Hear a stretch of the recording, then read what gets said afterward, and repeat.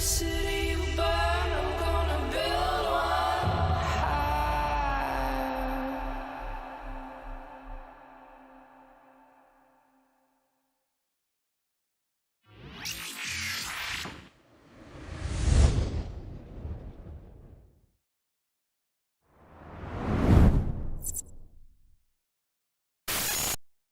Greetings, fellow Empyreans. I am Ashtarothi, and it is Thursday, January 26th, YC125, and this is the Eve Universe Show.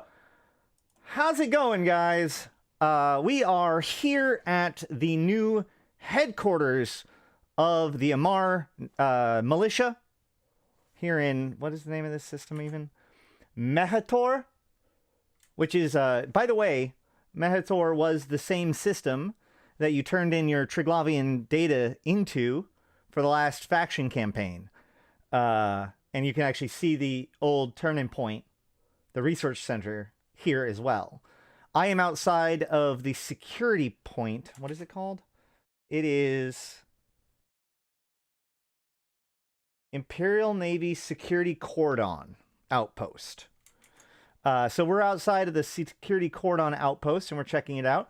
I will say there is one other construction yard within the system. And, of course, the gates themselves now have their own checkpoints outside. But this is honestly kind of lackluster. Honestly kind of disappointing a little bit for the Amar Navy. Only when compared to what the Caldari and the Gallente have been coming up with in their construction over the last several months. You know, there's no sprawling fleets, there's no, you know, harbors and construction platforms. Now obviously a lot of the Navy remains outside as the honor guard of Katis Tashmerkon, but they're not all part of the honor guard.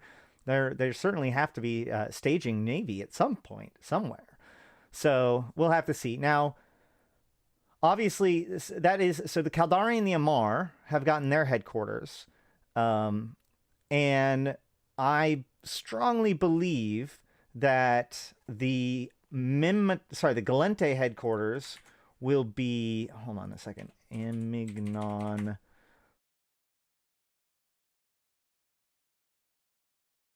On map. Right here, Jafit. I think Jafit is going to be the site because all of the headquarters so far have been adjacent to one of the low-sec warzone systems. Jafit is near Amignon, which is an important staging area. There's been construction in Jafit for some time that has been relatively unaccounted for. And I think it matches the number of Stargates that we see in the files for the Gallente headquarters. So I'm not 100% sure, but I think that Jafit is going to be potentially the Gallente headquarters. You know, for a race that has like a whole bunch of slaves getting work done for them, they certainly are slower. 07, thank you, Burek. Oh yeah, a couple things I wanted to address. First of all, yeah, today, I ain't gonna lie, today is a low motivation day for me. I was running behind and all sorts of stuff like that. It's week, I don't even remember anymore. I don't know if we're all the way through week 2 or into week 3 of no Adderall, but here we are, getting by. But no, honestly, today would have been one of those days that I would have tried to like weasel out of it, but we have a very important interview to do here in a few minutes. So I didn't want to, you know, I had to be able to give as good of a platform as possible for that. So here we are, and we've got things to talk about. So I did go, though, and I went and got hay for my guinea pigs today and some treats and stuff. So I do want to thank all of my supporters for the support that you give me, because that's, like, I made the joke the other day that the guinea pigs eat or live off of the likes, comments, and subscribes.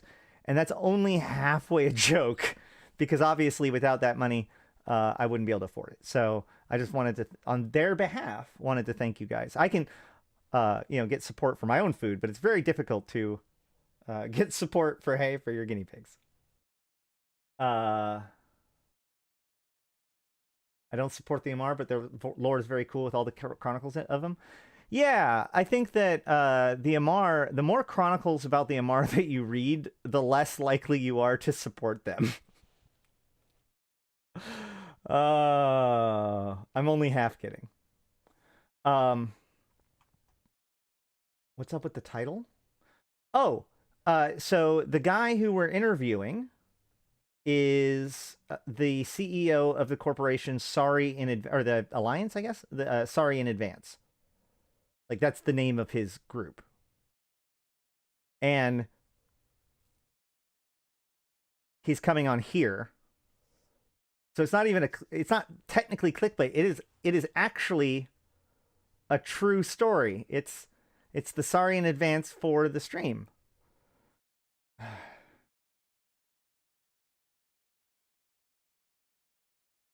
You know, I thought that more people would get that because like he makes the joke, they make the joke a lot. Maybe we just need to raise the profile of his group. That's good. Let's do that. He was on the stream at the end of yesterday, if you guys remember. Thanks, Solstice. I try. I don't want to go. It's not just about being. Well, first of all, here's the thing. Clickbait works.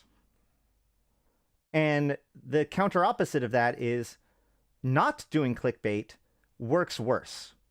So you may criticize YouTubers for using clickbait, but what you're really criticizing is I don't think that you should try to get as many viewers as you possibly can.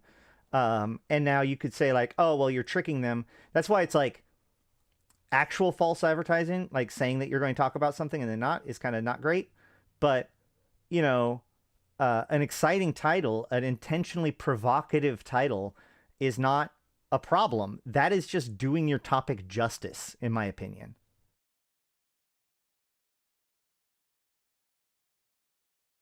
There needs to be a payoff for the clickbait. Right, exactly. Like it can be a bit of a misnomer. It can be a bit of a misdirection, like mine right now. But like in the end, you have to be able to look at it and be like, oh, okay. But if you say like the top secret, but then you just talk about how big of a problem it is, well, then you didn't actually give the secret. Like there was no secret. You didn't give an answer. You just bitch and moaned for 30 minutes after saying that you had an answer. That kind of is not great. Yeah, I did see the Moloch kill mail, and I read some stuff about it. Hold on, let me pull it up.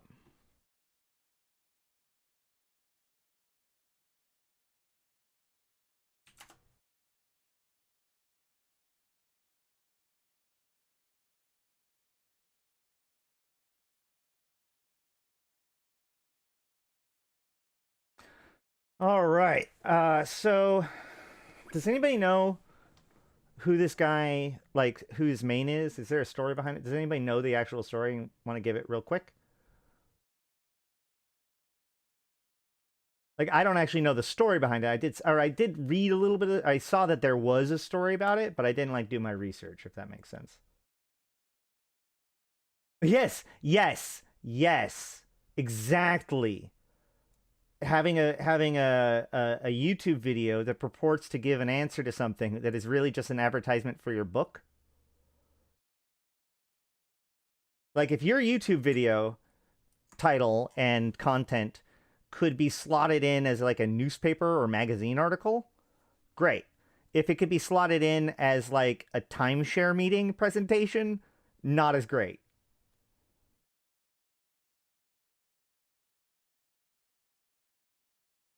I think that's where you draw the line.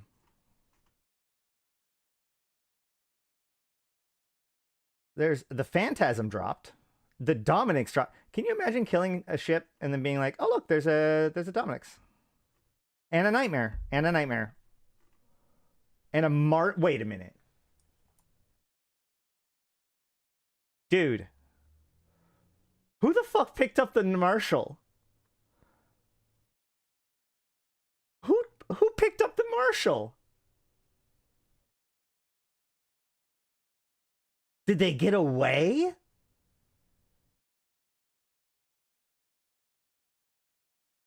I have so many questions. The Bargus didn't drop. Sacrilege. Oh, the Nestor didn't drop. Boo-hoo. Oh my god. Why do you carry all this shit in your Moloch? Why do you carry all this extra shit in your Moloch? This was a move up, wasn't it? That's right. Wasn't this a move up?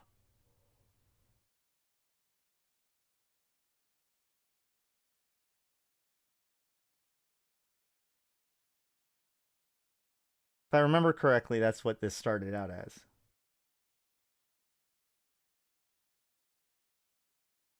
Oh my god. It just keeps going. I mean, they have their... Well, I guess a Moloch does have a corpse bay, so that makes sense. 68 billion ISK dropped, but one of those things was a Marshal. So that means at least 95 billion ISK worth of stuff dropped. No, no, no, no, no, no, no. This is not a clone bay. This is a corpse bay. It's a Blood Raider ship. The Moloch has a dedicated corpse bay.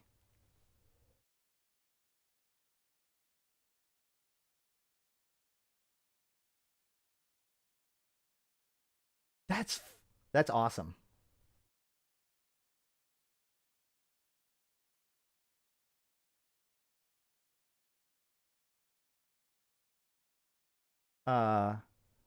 Well, it does have a clone vat too. It probably has. Yeah, it has a clone vat bay, but it's not like it's fit. That's for a super carrier. That's an item for the super carrier. That's just in the cargo. He's a clone vat bay in the cargo, but then he's got, if you look here, it says crate loot. That crate loot, everything in this crate loot, these corpses are in the corpse bay. That's funny, right? Like, let's look.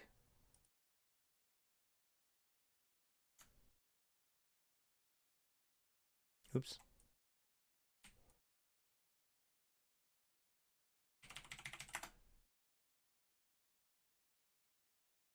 Look, check it out. Under attributes, it's got a capacity of 12,000, but it's got a corpse hold capacity of 2K. That only allows corpses in it. All of the Blood Raider super capitals are that way. Or all the Blood Raider capitals and super capitals, I should say.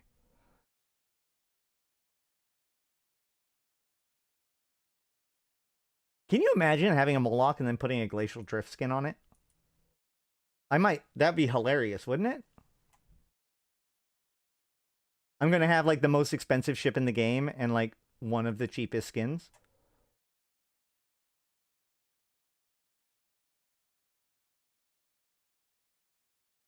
Yeah, it looks very good. Oh, and this thing when it goes Doomsday is crazy too. The remade avatar is just really good.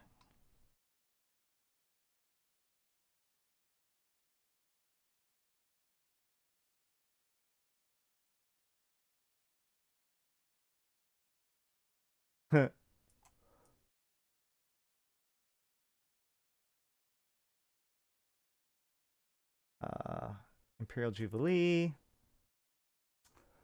Where's the other ones with effects? Yule Star?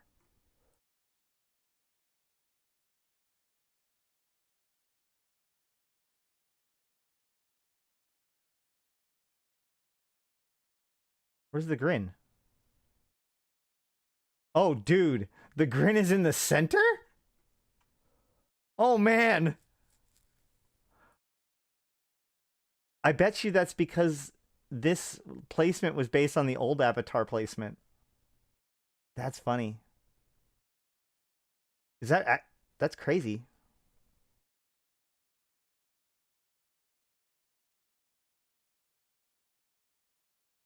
All right, that's enough of that. What did I learn? Which one? Which part?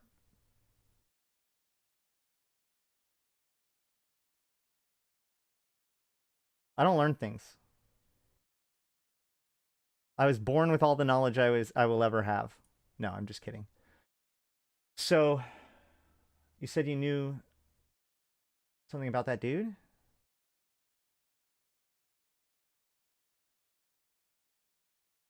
The Moloch pilot? Oh, I don't got it. Hold on.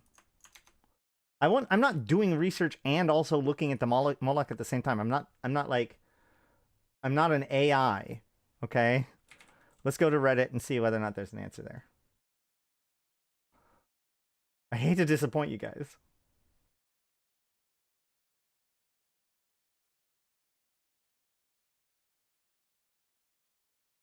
All right. Let's see. Moloch. Born to die. Okay. Content warning. I have no idea what this is going to include. This is the actual post made by the people who are actually involved with this. Drake Idion, Z Killboard Leecher, Clout Chaser. Oh no, Drake. All right. Extremely weak gamers, East, Wind, and Fire have recently decided to go on the offensive against Initiative and Anti-Crab Coalition, advancing their entire super capital fleet towards the Imperium stronghold of C4C in Fade. Due to the immense strength of their super capital fleet, entirely composed of mains, they have a grand total of 17 units to cover the entire super cap move op. Is this sarcastic? Hey, what's up? Drake, if you have anything to contribute with this, that'd be great. You can even come on and brag about it if you want to for a couple minutes. All right. We noticed that on previous jumps, Eastwind liked being extremely special and jumping all their supers and titans away from the main fleet out of fax range of the undock. We were waiting for Valtier to tackle us and then jumped in, own zoning a Moloch and 2 avatars and Nyx, probably an Apostle 2. I lost count. Oh, you just saw it on Zkill. Okay. So, this op, in addition to Erebus and Hell, we killed an hour earlier that warped to Poco at 0. We don't know either. We don't know why either. Marks the end of AKC's deployment to Omst. So yeah, they were moving. They safe logged heavy interdiction cruisers and sinusoidal field generators onto all the Fortizars and started aggressively waiting. Wow. Okay.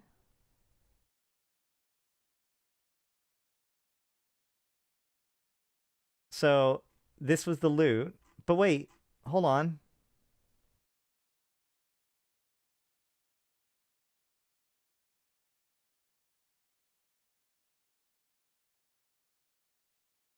Is there anything about the Moloch itself?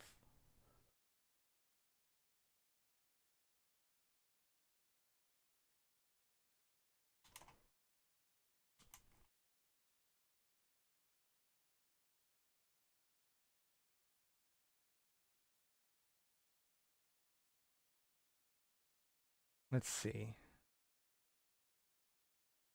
There's the Erebus and the Hell.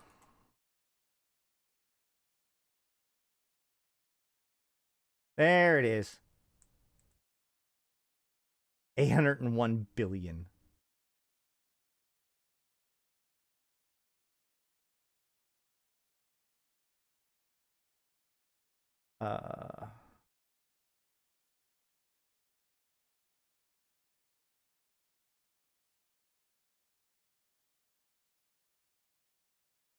Top damage is Sylvester Sparsh, whatever.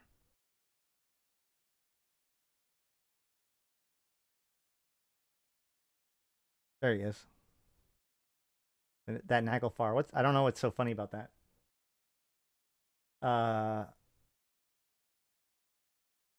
Cheap fit, that's almost 8 Panthers. Yeah, I know, right?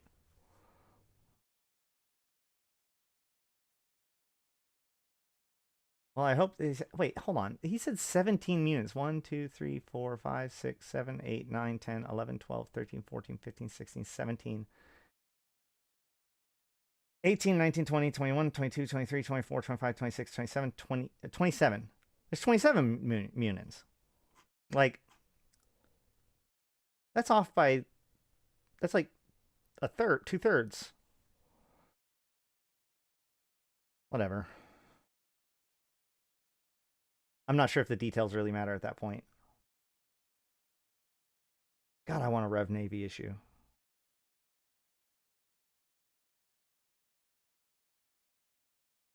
Crazy. All right. I am actually going to put on an ad and get myself some water real quick. I'll be right back. I'm sorry. I forgot to get water before the show. Oh, that's not the right button. That is. Cheers.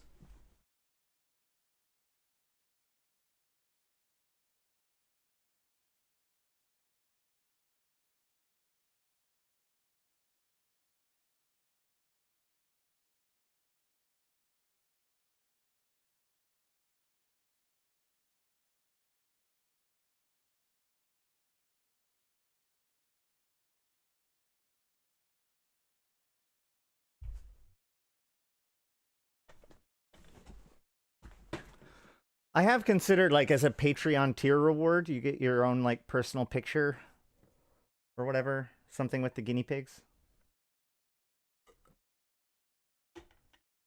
I'm a returning player that was still fairly new when I left. Any tips before I get back into it? Well, first and foremost, watch my videos. I have a returning to Eve video and some other like tutorial videos, including a fit mastery video that's worth looking into. But at the very minimum, what has changed in Eve would probably be pretty relevant to you. Number two, I actually recommend you start a new account with a buddy code, or at least a new character on your account, and go through the tutorial. Just because A, it'll help you ramp up, and B, they've recently redone the tutorial. So you can always swap back to your main, but it's worth doing that process in order to, you know, get yourself ramped up and be able to experience that. C, both your old account and that new account can use the buddy code, even if you've already had an account. If you use a buddy code like the one that should be linked below, then you will get 1 million free SP, which is about 40 days of training as an alpha.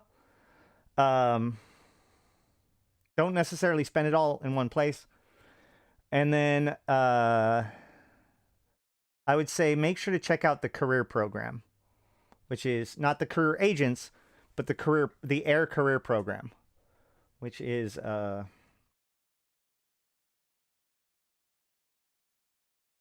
here.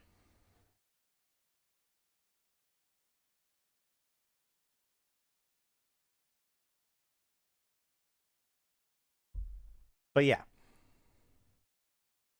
Let me restate that. I left about 4 months ago. I got the code and I did the air stuff. Oh. Okay. Well then,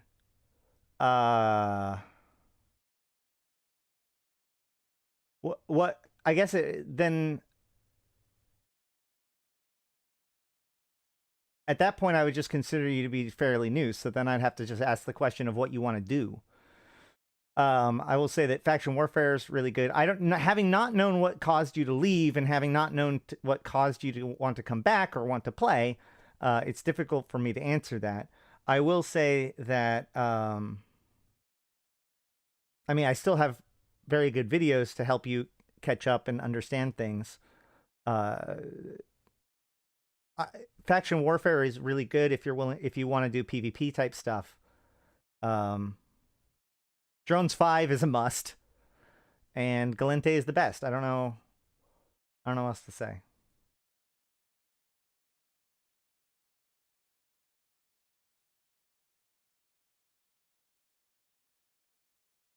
At any rate, I was going to talk about the new sound systems and the blog and the Pulse video, but if we don't get around to it, then we can just talk about it tomorrow if we want to.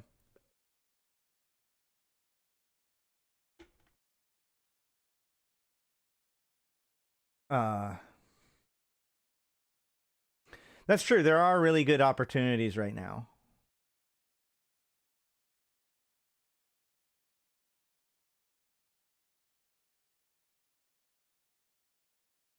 There's industrial opportunities. There's mining opportunities. We were just in low-sec mining yesterday. We mined for 2 or 3 hours, undisturbed in low-sec. Haha! It was pretty good. They made really good money. I was in a prospect, or I was in a porpoise, and didn't bring mining drones, so I didn't make good money, but they did. I left due to not have anyone to play with, really, and I'm back because I watched your video and I remembered I really like space sims, and there's nothing else like Eve. Well, then, I mean, I would recommend enjoying yourself. So, you know, I was having one of those, like, ganking is good, ganking is bad, blah, blah, blah, blah, blah, kind of conversations on the forums, I think it was. And it was like this expectation that the fact that people are allowed to gank, or the fact that people get ganked, is somehow a problem for CCP and is a flaw in the game. That, like, they want to have fun, and this gets in the way of their fun, and that is a flaw, right? Well, my response to that was simple. It's about success in the face of adversity. That's what makes it matter. What makes it matter to me is that we succeed where you, person that's complaining about it, have failed. That's the whole point. It's about getting your ass whooped, understanding why, and then learning to be better at it. It's about having a universe that wants to kill you and still building your community within that, and allowing the threats from the outside world to only strengthen your bonds. That's literally what the friendship machine is.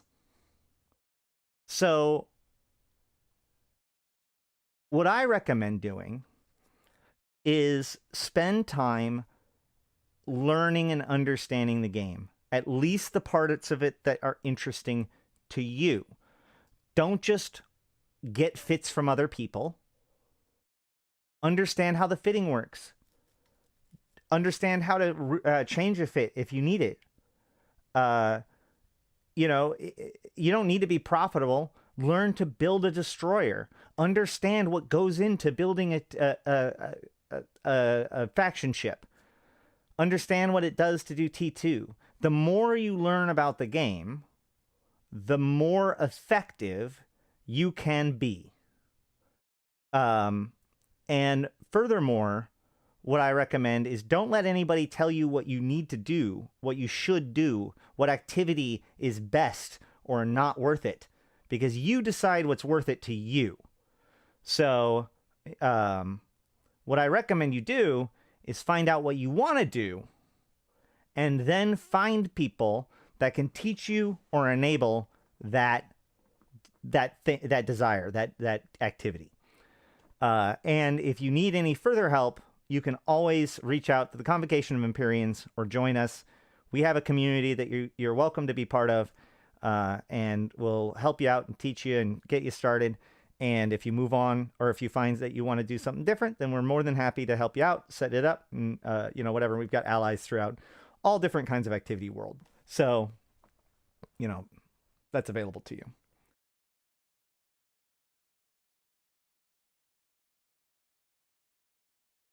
Reality around us clearly shows that acting self-responsibly isn't actually desired. I mean, self-responsibility isn't socially rewarded or talked about as much, but it is the way to be successful. Remember, I say this all the time, or I sometimes say this, I guess. In a world in which it's adapt or die, you've got to realize that some people die, right? Like that guy that's complaining on the on the forums because things are stupid and he's quitting the game and unsubbing all his alts. Maybe he's just dying. Maybe he's just losing. Maybe he's lost the game and I just lost the game. Now you all lost the game. But you feel me though? Like, don't forget that the loud complainers are being loud and complaining because that's how they get what they want. The people that know how to use the mechanics to get what they want aren't being loud and aren't complaining. They're just doing what they want. You know? I used to say this in scarcity. There are two kinds of people in scarcity. People loudly complaining about it, and people quietly profiting from it. Yeah, that'd be great, man. I'd love to have you on. So tired of this topic. They get what they want. Yeah, well. I'm not a great fan of it either, Solstice, but it bears constant repetition and reinforcement. I'll put it that way. Yeah. Just because a lot of people eat the marshmallow and can't wait for the second marshmallow doesn't mean that it's not virtuous to be able to wait for the second marshmallow. You know? Self-control and self-reflection are skills and virtues. They need to be practiced. Eve helped me teach me those things. When is the interview? Literally anytime. Ben's just wrapping things up. Poisons the marshmallow. Well, you know. I don't know if everybody understood that reference, right? I can't remember the name of that test, but it's the marshmallow test. It's how they test self-control. The threat of being ganked makes cheater less boring. Yeah, there's mechanical reasons why it's all important, all that stuff. I've gone into all those arguments. There's videos before. I just wanted to talk about those kinds of angles, like the conclusion angles for now. If people want to go back and forth about it, there are several videos both on why ganking is good and how to protect yourself from ganking in my backlog. Not letting an old elitist player mess up my love for the game. Exactly. You know what my goal has been? You know my highest level goal has been in EVE Online for the last 10 years? You know what the secret to Ashtarothi's success? My goal has been to not become a bitter vet. Nothing else. Right? Like I can have instrumental goals. I want to take the war zone. I want to hold this space in null. I want to make a good name for myself. I want to defend these structures. I want to hold this wormhole. I want to do these things. But my goal is to never allow myself to become a bitter vet. If I feel it, if I can sense it, if I detect it, I fix it.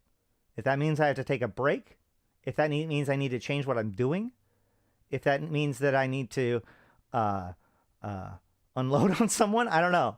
But I think that is our responsibility, right?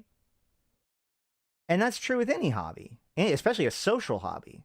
If you go to a Warhammer event and are just shitting on how expensive it all is and blah, blah, blah, blah, blah the whole time, not only are you not going to be very much fun, you're not going to have a good time, but if you do it enough, you're going to be asked to no longer come back. That's why I like the fact that, like, it's been cool to not like EVE for too long. And I really appreciate that the people that are coming back and the new players that are coming on are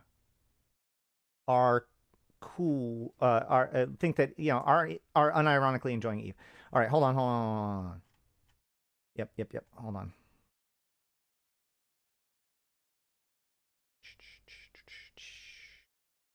I need to fix my Discord real quick.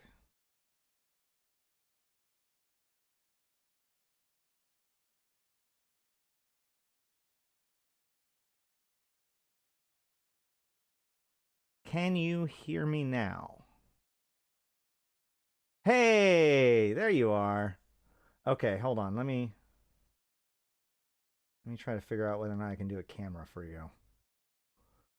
We're going to just do this live, guys, because neither of us got ready.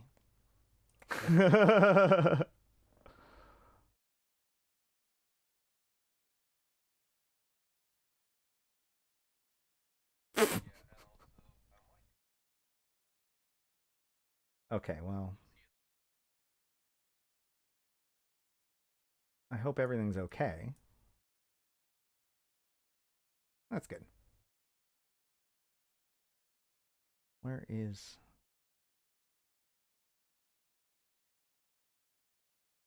Yep. Oh, they also probably can't hear you. Hold on. Now they can hear you. Hi there.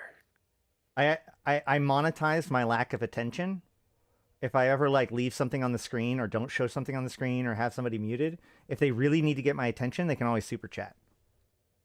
Super chat. Yeah, it's like like like on Twitch they do bits.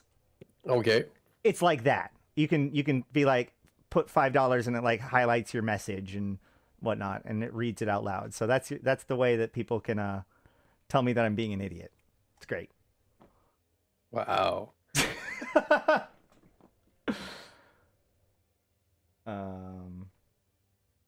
Where is it?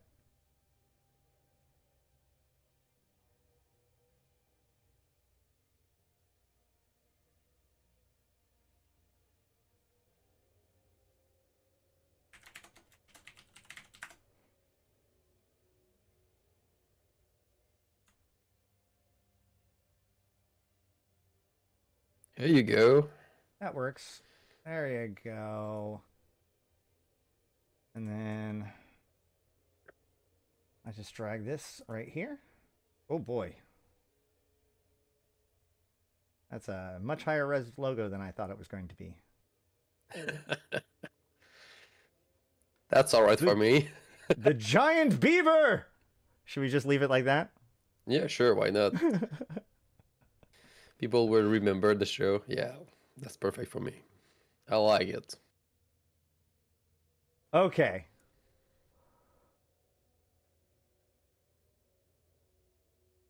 Let me just make sure this is right. A little bit more. Whatever, that's good enough. Okay.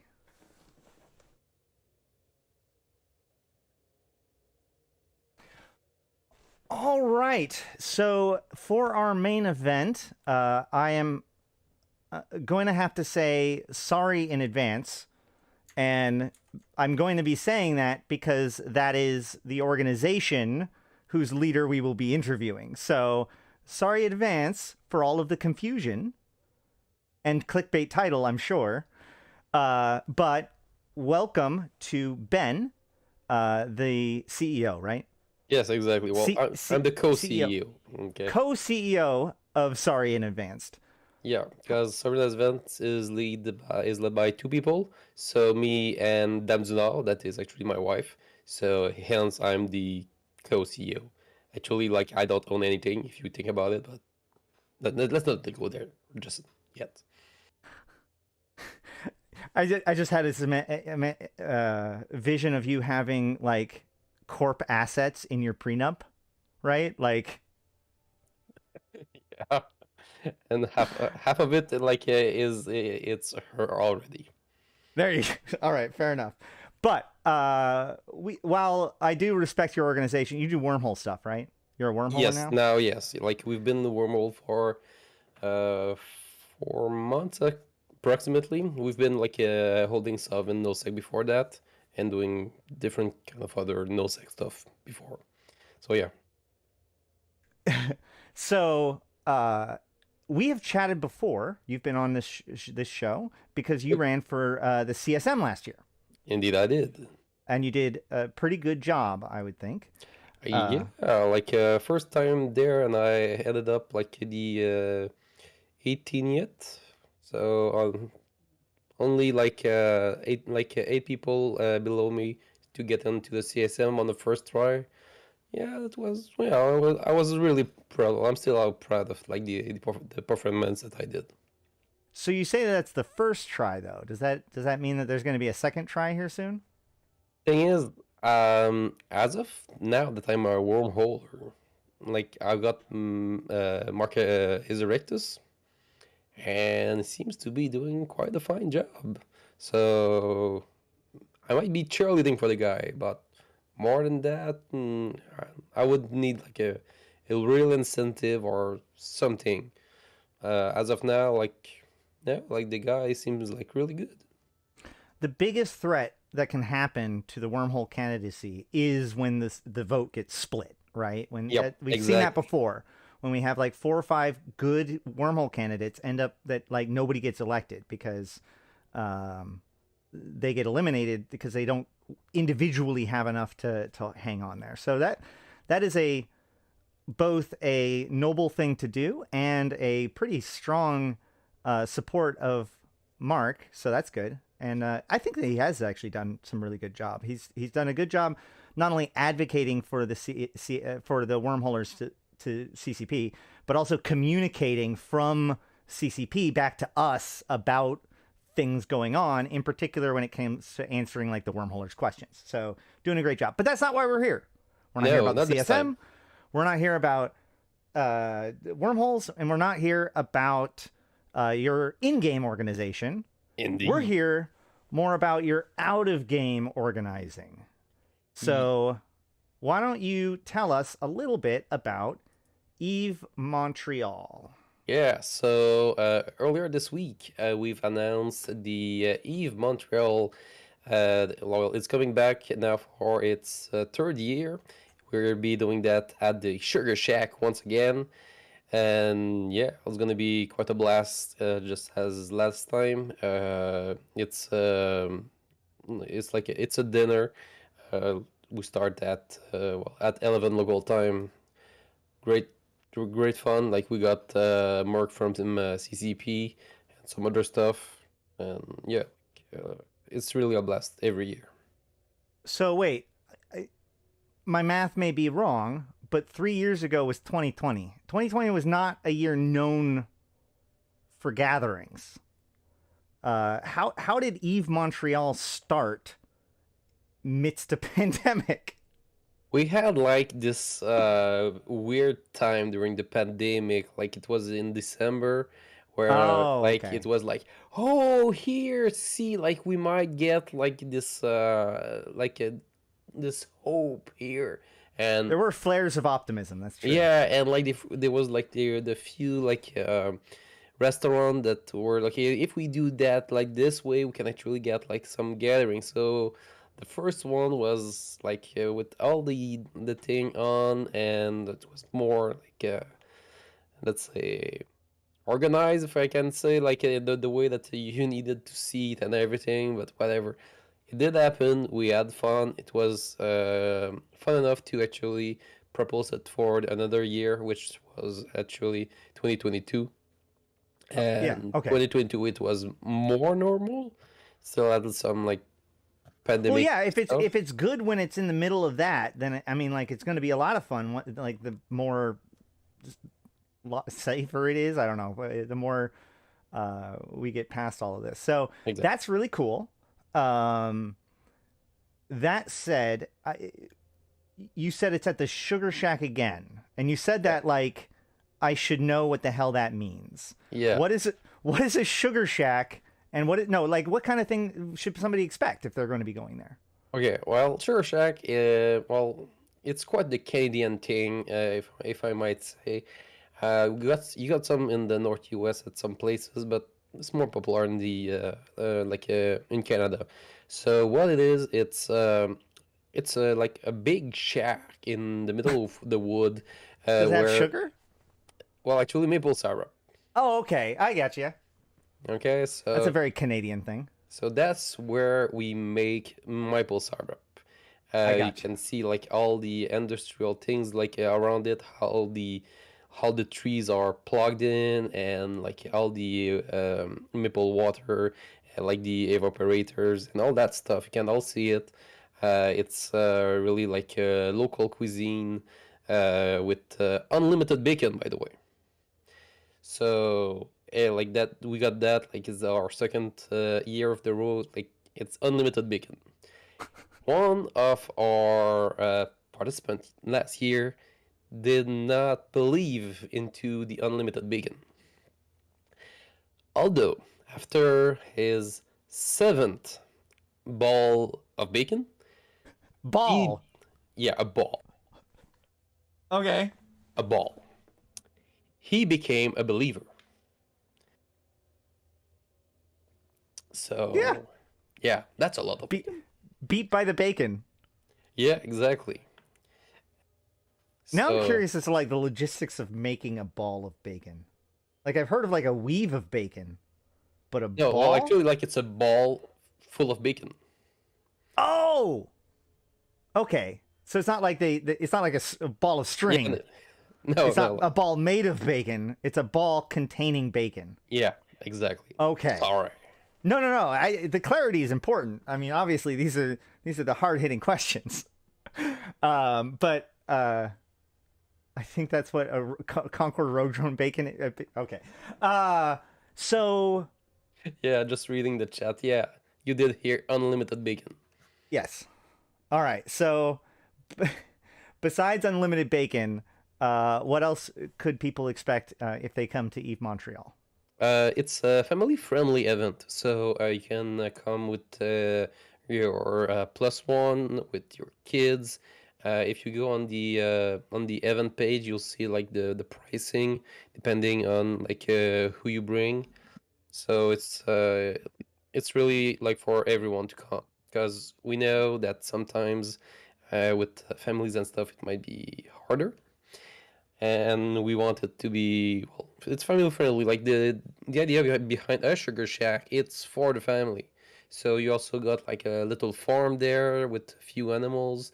After the dinner, you can go like there's how do you call that? Like some rides like in the woods. You just sit behind and enjoy the ride, and yes, pretty sweet. That's pretty sweet. Okay. So, and I'm going to click get tickets here. Does it say anything? Is it okay? So, an adult player is $50 Canadian. A young player, oh, sorry, an adult is $50, and a young person is just under $30 Canadian. Yeah, And then it very does young is include 15. yeah, and a very young it's It's free. Yeah. because me. And like it does include everything taxes the pourboire, so the tip, Gratuity. yeah, like the like and like some extra stuff, everything goes into that. Okay. Do you know if any CCP developers are going to be there this year? They have not answered that question just yet. So stay tuned. Yeah, well, sure. I'll see if Paragon want to he want to come. Let's see if he'll be able to. Not sure, but yeah, if they send like a CCP developer, we'll fatten them quite enough. And for those of you who may not be pre-2020 when we did have like a lot more fan gatherings, that is not unusual. Like the expectation that CCP developers would be there is like they do that all the time. So I would actually expect that to be worked out. You may not necessarily know right now, especially with like the CSM summit happening right now. Like there's a lot of things for them to be paying attention to logistically, but that seems like the kind of thing. And hopefully, especially without FanFest in the beginning of the year, that's later in the year, March might be a good time for them to, spill the beans on something maybe, even. Yeah, well, they got London also soon. They got like Eve London soon. Like I saw it somewhere, like in what was it? The Pulse? Or was that yours? Yeah, maybe the Pulse. I guess I saw it. I saw the thing on the Pulse, and I assumed it was Eve Montreal, but I didn't pay that close of attention. Yeah, we're like on the other side of the Atlantic. Yeah, well, yeah, but I mean, I just remember I caught that they were talking about a fan gathering, and because we were getting ready for this, I just like in my mind I was like, oh yeah, they're talking about Eve Montreal. That's pretty cool, but it may have been Eve London instead. But so the picture here has like tons of people at a crowd. Like, how many people show up to these things? How many people are you expecting? Well, for this year, I aim to 40. The capacity of the place is 350. So if people got like Room to grow. yeah, there's room to grow. It's just that for now, like it's 40. We'll see like how ticket sells.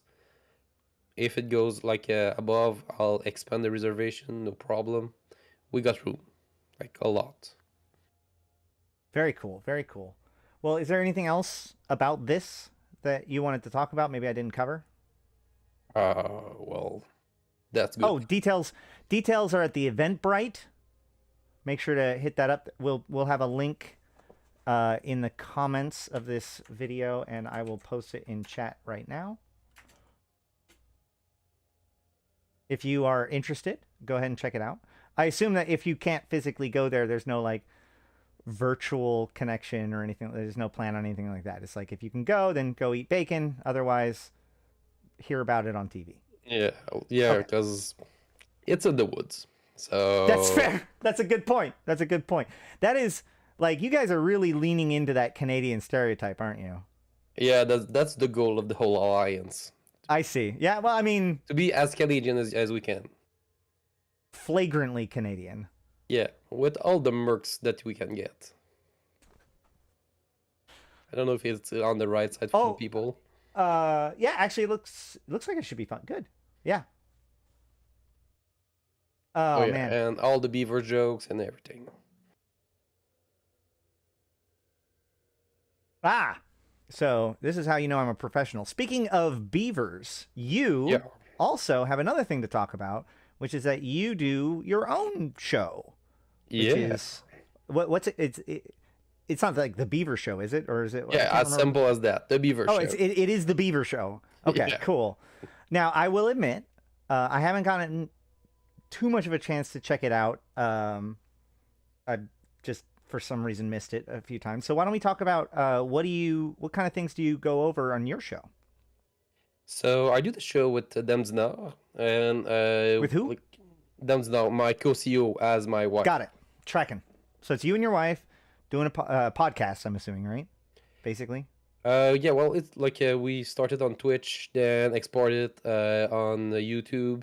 There's a section that I'm doing that is going to podcast, and yeah, so But it's like a talk show. You're not like running missions or something like that. It's it's more more just- like a talk show. okay. What kind of things do you tackle? What's your angle? So we start by like everything that's to do with the news.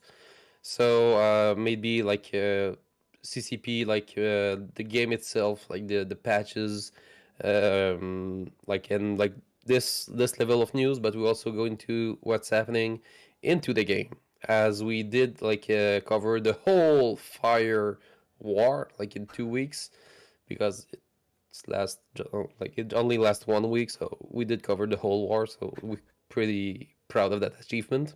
Speaking of fire. All right. Sorry, go on. Yeah, fire, like something in nullsec. We covered like what's happening, like nullsec with some of people that we can chat with to get some information. We got information about lowsec, factional warfare a little bit, and into like a wormhole space when there's something. So we got that section, like the news, like it's a big part of the of the show. Then we got a section called the subvention. So it's people go there and they learn about a character. Okay, so named Castor d'Amour, that we can just translate by the Beaver of Love. It is a bit weird, strange voice. It's an acquired taste, I might say. And the voice should be getting better with time. I feel like I suddenly have more questions than answers. That's So- that's a whole section, like just like the section there.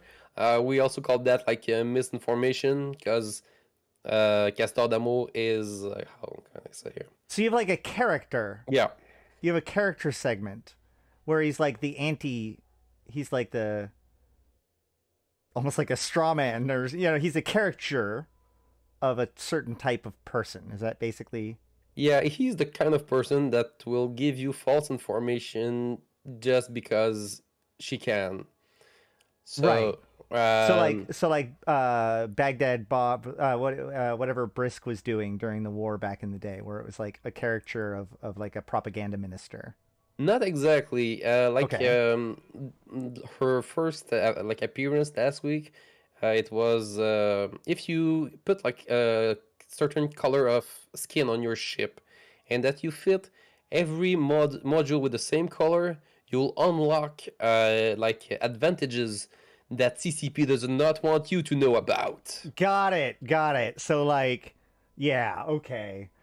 So just truly silly things. Yeah. Red ones go faster level stuff. Yeah, exactly.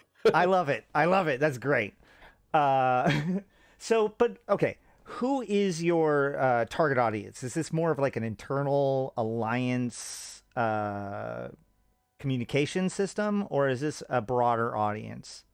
It's I'll say like a broader audience, because like we got like some segment and we cover quite a lot of other stuff too. Fountain Frank. Sorry, thank you. Fountain Frank. Fountain Frank was Briscrewball's propaganda minister's impression. Sorry, Yeah. Oh, it's all right. Drake filled in the details. As long as you're sorry, there's no issue. I know. I perpetually. So I should be Canadian, maybe. All right. Oh, yeah, but that's doable. Go on. You were talking before I blurted. So yeah, yeah. So that's the subvention, like with the cartoon ish thingy. We started also like a lore section, where actually You really are faction warfare and lore. You really are, trespassing a little bit here. Yeah, but the thing is, you don't do it in French. Oh, yep. That's a fair argument. That's a solid one. Wait, so hold on. The entire podcast is in French? Well, the show, because the show we got like the first section of the show that is in French, then we redo the show like an hour or so after that in English, because real Canadian both languages. No, but like you're having like an organic conversation. Yeah. How do you have an organic conversation and then just repeat the same organic conversation in another language? That's called being Canadian. Fair enough. All right, fair enough. That's a skill set I do not have. That's fascinating. Now I gotta go check out you guys' show just to see how it like works out. That's really cool. So yeah, so wow. Once we got like this section and like the lore, like I translate one section of CCP lore, that's like official stuff, and after that, like this section, I upload it like to be available on podcast so that people can actually listen to it like in their core and learn about like Eve history. Commendable. That's awesome. I appreciate you going through all that effort in order to kind of bring that to them. The Eve lore is extremely interesting, but also extremely opaque from the outside. It does take somebody to kind of walk people through anywhere past like the surface level, Gallente are the democracy, Caldari are the I almost said fascists, but state. Fair enough. The surface level stuff. Yeah, exactly. So do you like go over chronicles or like the news events? Okay, well, for now, like it's the real basic stuff. So the first one was Origin. Okay. And like after the that, trailer? like no, like there's a story like Origin that is really like the first human came from the portal and what we think happened all those years ago, and like it's one of the stories on the Eve universe thingy. Chronicle? Yeah, I know it's not a chronicle. Oh, Chronicle is like it's another section. okay. You got then now after that I was supposed to do the another section that present more the Four Empire, but with the state of my voice, at the last show we did cut a few segments.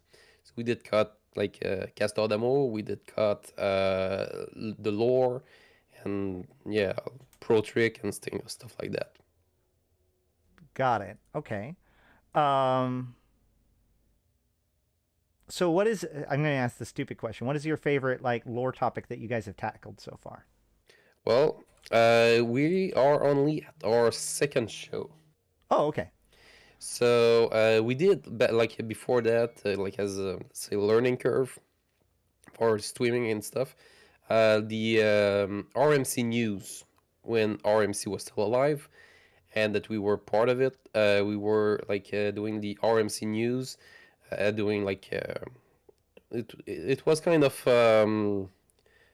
like a bit like the meta show, but more like RMC oriented, with some news here and there, a little bit more spinning. And yeah, so we learn a lot like with that show and how like those thing works.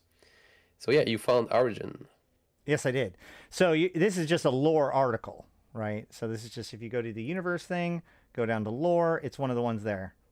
So yeah, this is really cool. It also, I don't know if I've ever read this particular article, and it starts with this really long passage from the 7 events of the apocalypse, which I'm particularly interested in. So I'm gonna have to circle back on this later. I've been piecing together the prophecy because there's obviously the article on the prophecies, but then the Erebus also has a piece of the prophecy in it, and the prophecy trailer has a piece of the Erebus's piece of the prophecy in it.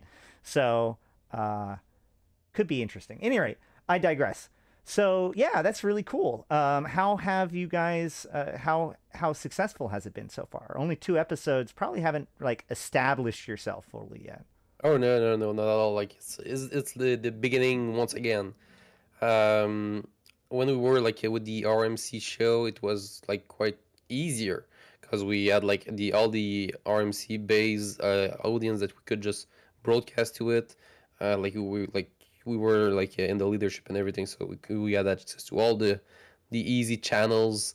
So like an easy way to get to reach people. Now, well, we got a lot of those people that are still subscribed to the account, so they don't see it like live because we decided to do our stuff in our time zone because live. So you do record it live? Yep. Okay. Or I guess you do it on Twitch and then it gets exported to YouTube. That's pretty typical. Okay, so when is it then? It's the Tuesday evening at well, for the English section it's at 2015 East time. Okay. Yeah. East time. Yeah. Okay. So what about Montreal New Eden time? In New it's near midnight. Yeah, I think so. That sounds right. Okay. If you turn in and you don't understand the language, it's because we're not finished. Just wait with longer. the French section. Wait a little bit. You'll get the right one. Don't leave. Just sit there and lurk for a little while. Yeah, and laugh at the silly language. Yeah, totally. Let it wash over you. Immersion. You'll learn some French Canadian. Too. Exactly, and well, you might learn some cursing, but not that much. Like we're real Canadian.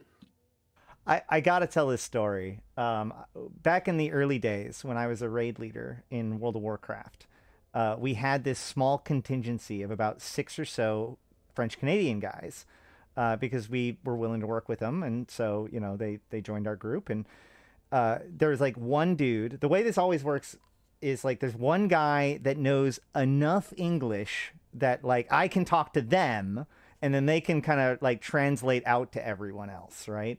But I also I have noticed that a lot of French Canadians know English quite well. But any rate, they're always getting on to me to learn French. And I'm like, that's not going to happen. I'm not going to learn French to communicate with you guys. Like, I'm in the military. I have other things to focus on. But then one day we were fighting Onyxia. And Onyxia has a random component to it that makes it so that it's like some nights it's 1 try, some nights it's like 6 tries. This happened to be closer to the 7 try side of things. And we're going back to it. And I just responded with like, man, she's got some sort of je ne sais quoi tonight. And they lost their goddamn mind. Yeah. All right. That was it. That's my French Canadian experience. No, but I also have worked with them quite a bit with the Gallente Federation. Do you guys have any association with the Gallente Federation at all? Because I know that the French have a close tie to there. Maybe like our cousin on the other side of the Atlantic. I've got some people like it's really personal. As of well, I do like this T-shirt.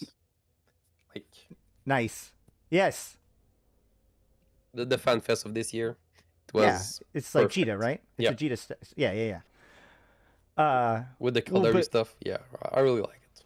are you guys looking forward to / have any plans for the Allegiance system when you can Oh yeah, interact with oh Faction yeah. Warfare? Like that's something that we're really looking into. Um, I don't know like what form it's gonna take. Because we got people that are doing like different kind of stuff, and it's not everyone that want to get into like the factional warfare. And the thing Right. is, it gets complicated for logistics if you get your whole alliance into it. Yes, no, trust me, I understand. Yeah, exactly. So the problem is that war decks are faction war is based on the war deck system, right? And you're either at war or you're not, right? If any corporation is at war with another corporation, then the alliance that those corporations are in are at war by definition. That's how the wars work. So by that note, if anybody is in the alliance is in faction warfare, the entire alliance has to be in faction warfare. There's no in and out. That's what you're talking about, right? Exactly. And that's the part the Allegiance system's supposed to address. Yeah. So if we can go like we're a few people that want to get into the Caldari section, and yeah, I think that's gonna be great content. You just want your Phoenix Navy issue. So Sorry. you just want the Phoenix Navy issue. No. Yeah, like not at a C3, not big use. Oh, that's fair. But I will say, like, one of the things that's important, especially as we get closer to that, I guess I'll just take this opportunity to point out that, like, in the last faction campaign, one of the things that confused everybody was that everybody assumed that you had to be in faction warfare to participate in it. But all of the activities that were happening, the mining and the hacking, did not require you to be in any side in order to participate. And that was one thing that very few people like caught up on, and therefore I think that limited the number of people that paid attention. So even without an allegiance system, as the next faction campaign begins, chances are there will be significant portions of that which can be interacted with regardless of what faction you happen to be in as far as your corporation or whatever. So that's also worth keeping an eye on. Yeah, and I saw that like the HQ moved 2 days ago or something. Do you know if there's like something that started around that people not in factional warfare can get involved in? We actually don't know what's happening with these HQs. If I can turn off the logo here. What we're actually looking at here is the Amarian HQ system as it speaks. So right now, the Caldari and let's take a step back.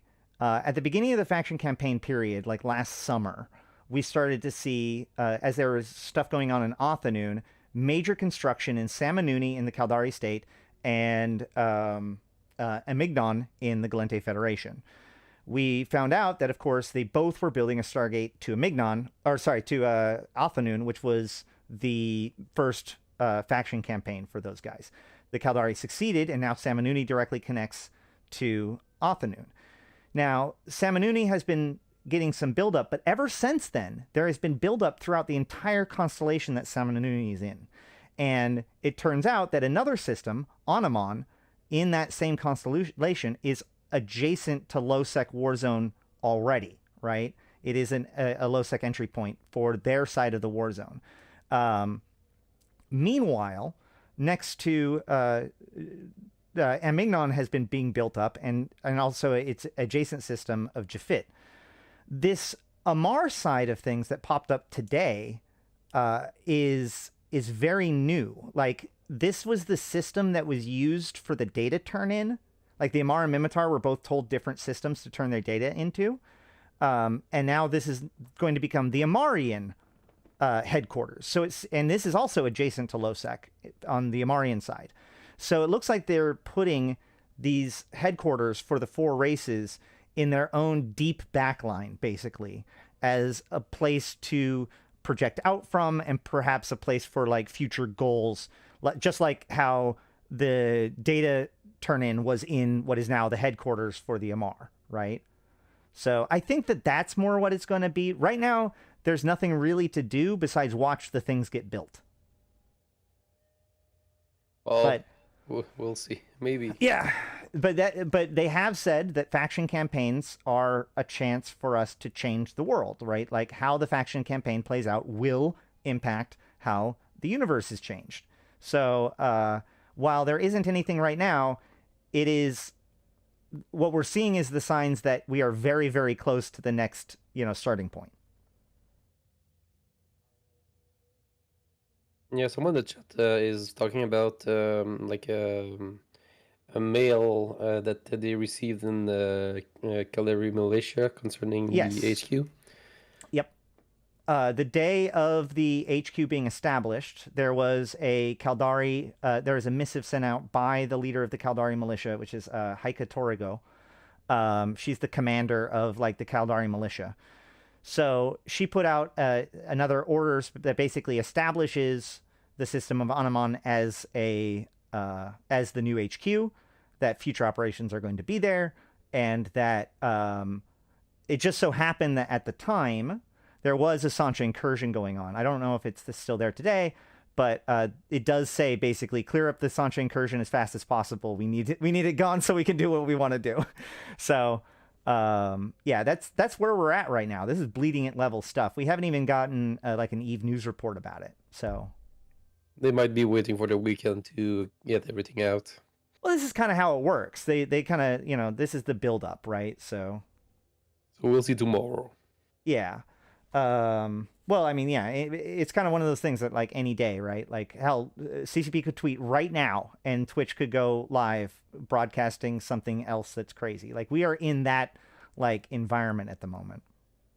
Oh yeah, and by the way, did you saw the post concerning sound, the Yes. music?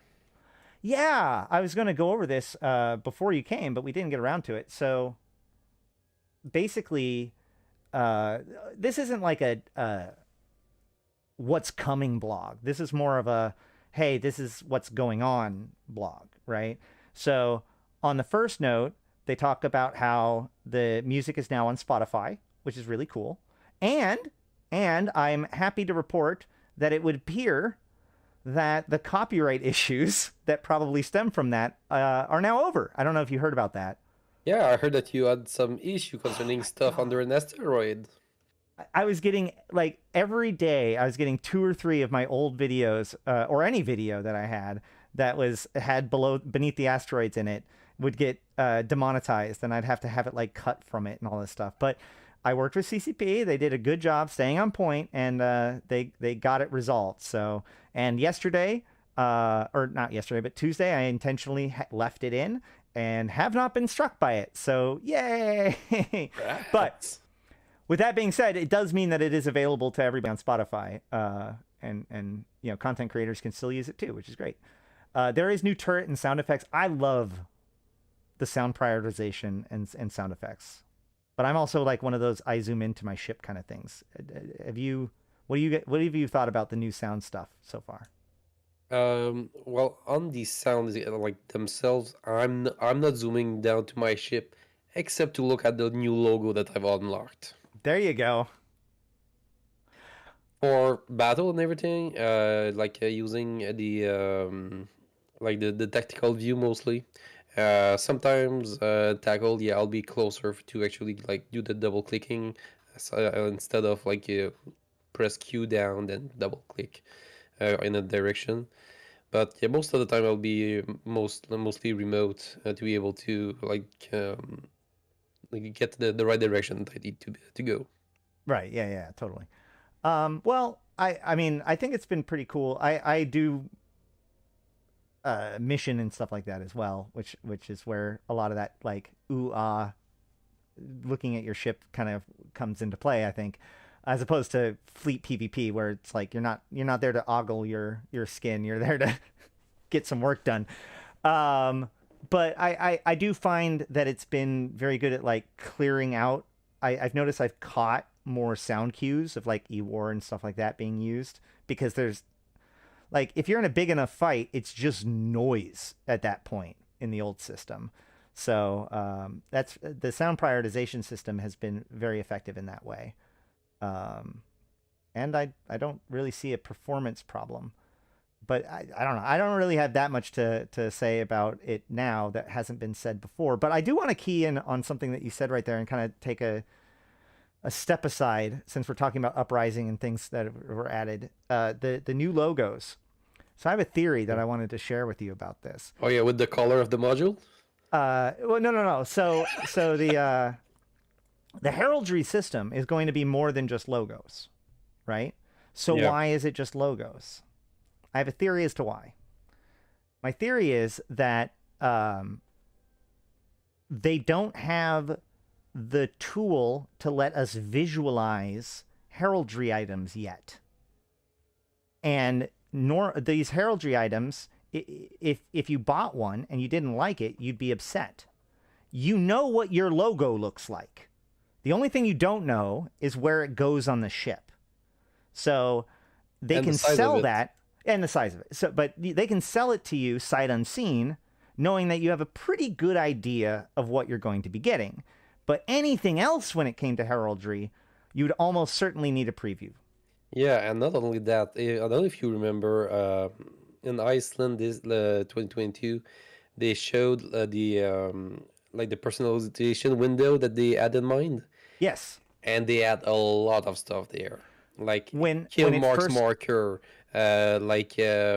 stuff to like they were supposed to have like section of your ship that represent the module that you got on. So if you got like armor plates, well, there would be like armor plates, like supplement on your ship that Yep. fits the kind of ship that you got.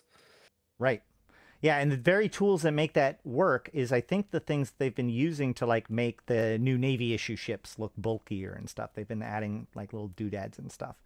Yeah, no, there's certainly a lot of really cool stuff coming. When the heraldry first hit the test servers, actually, there was an entire dial of different places to slot things into.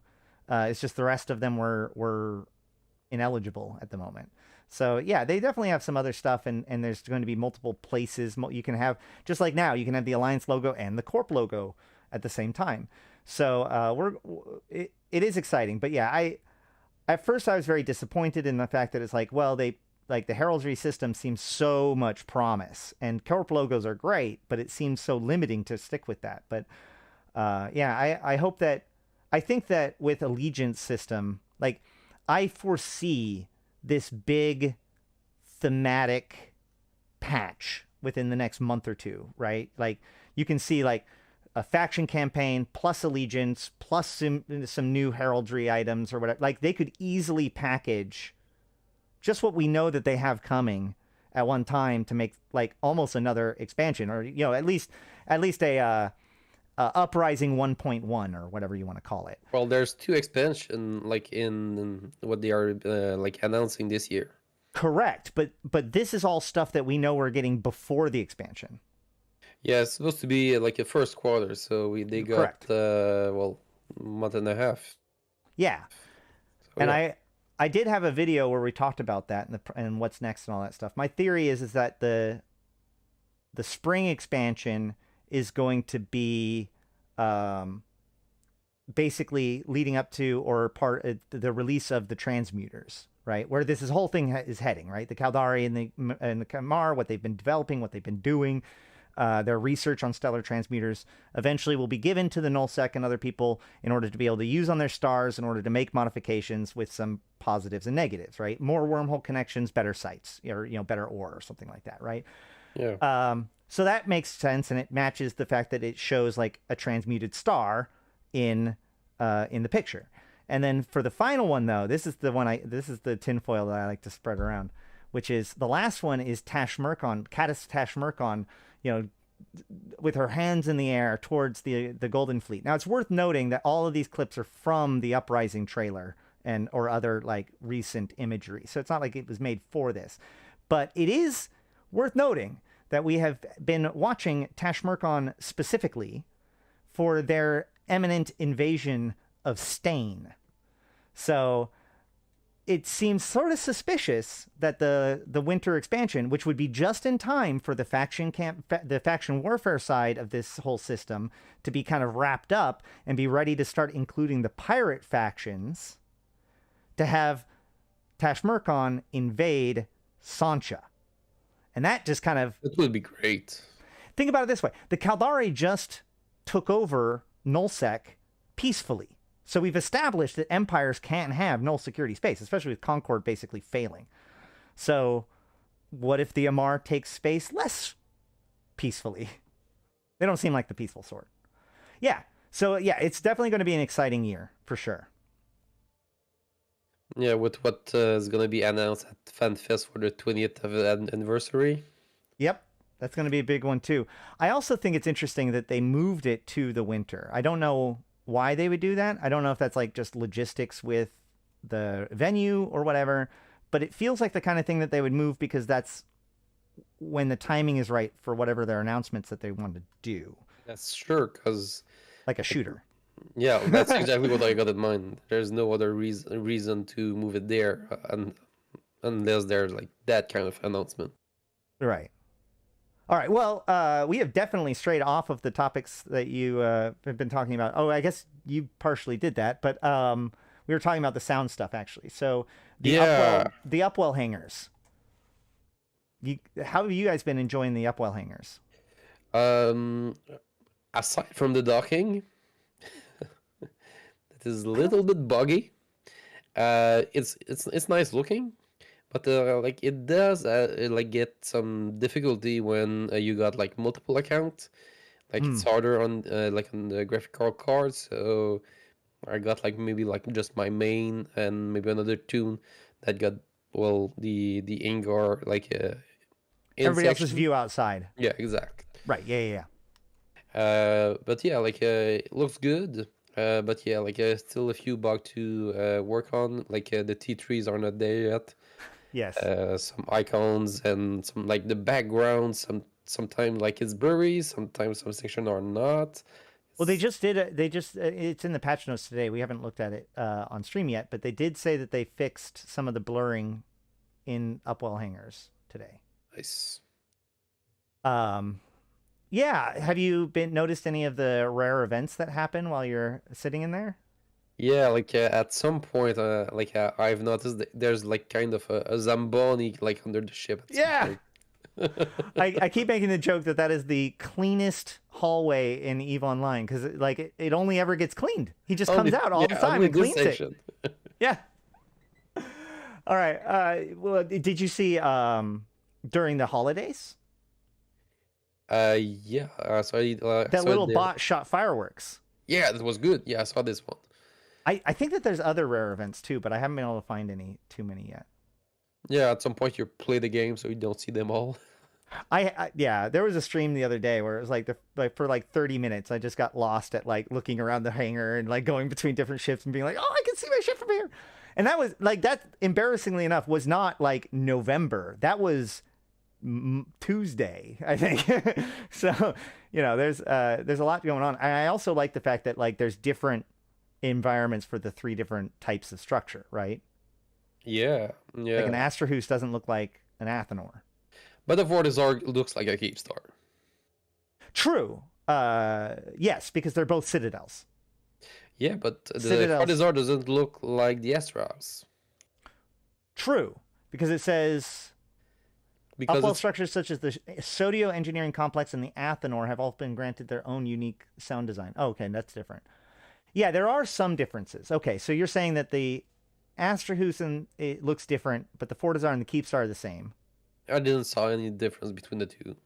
I don't know if people in chat saw something, but I did not. Have you ever sat in one while it was under attack yet? Usually I'm in the gunner seat.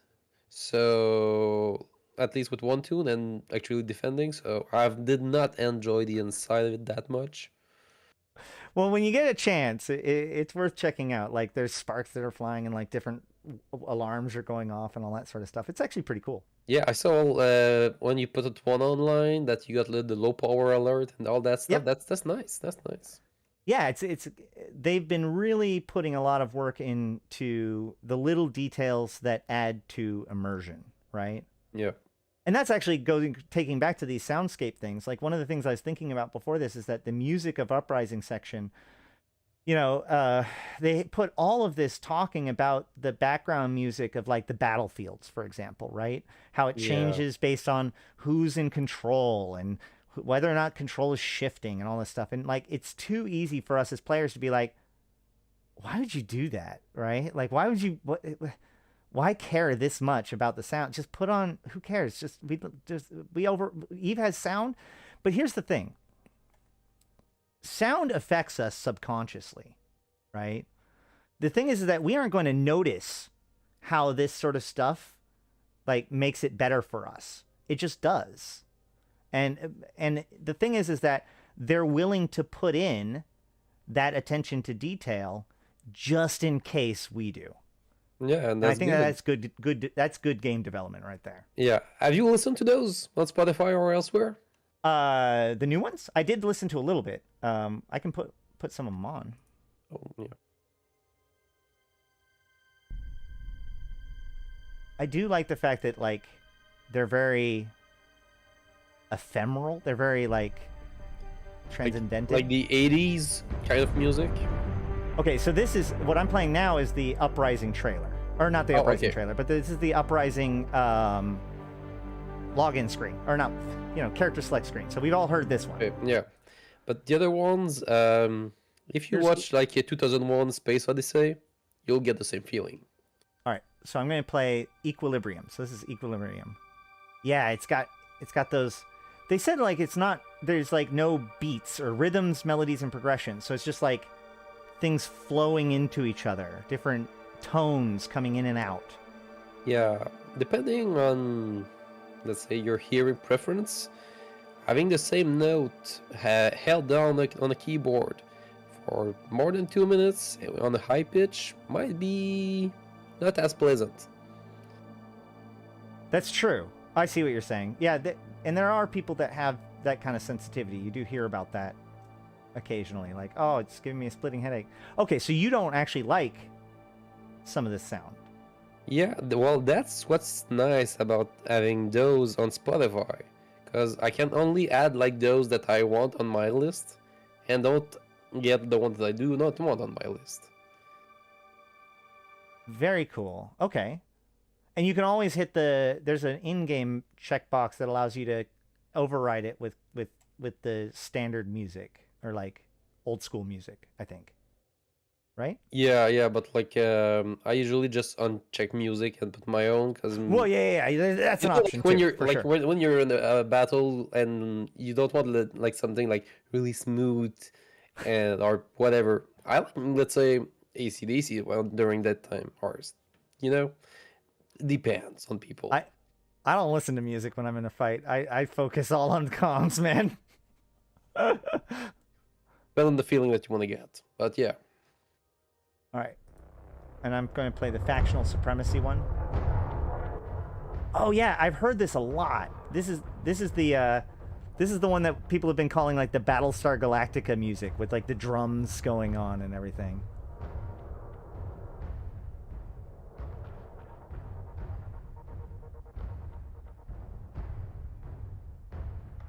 I do like the fact that basically what they seem to be doing is they're establishing like a tone for each of the empires, so that way they can like bring in that empire's tones to do music.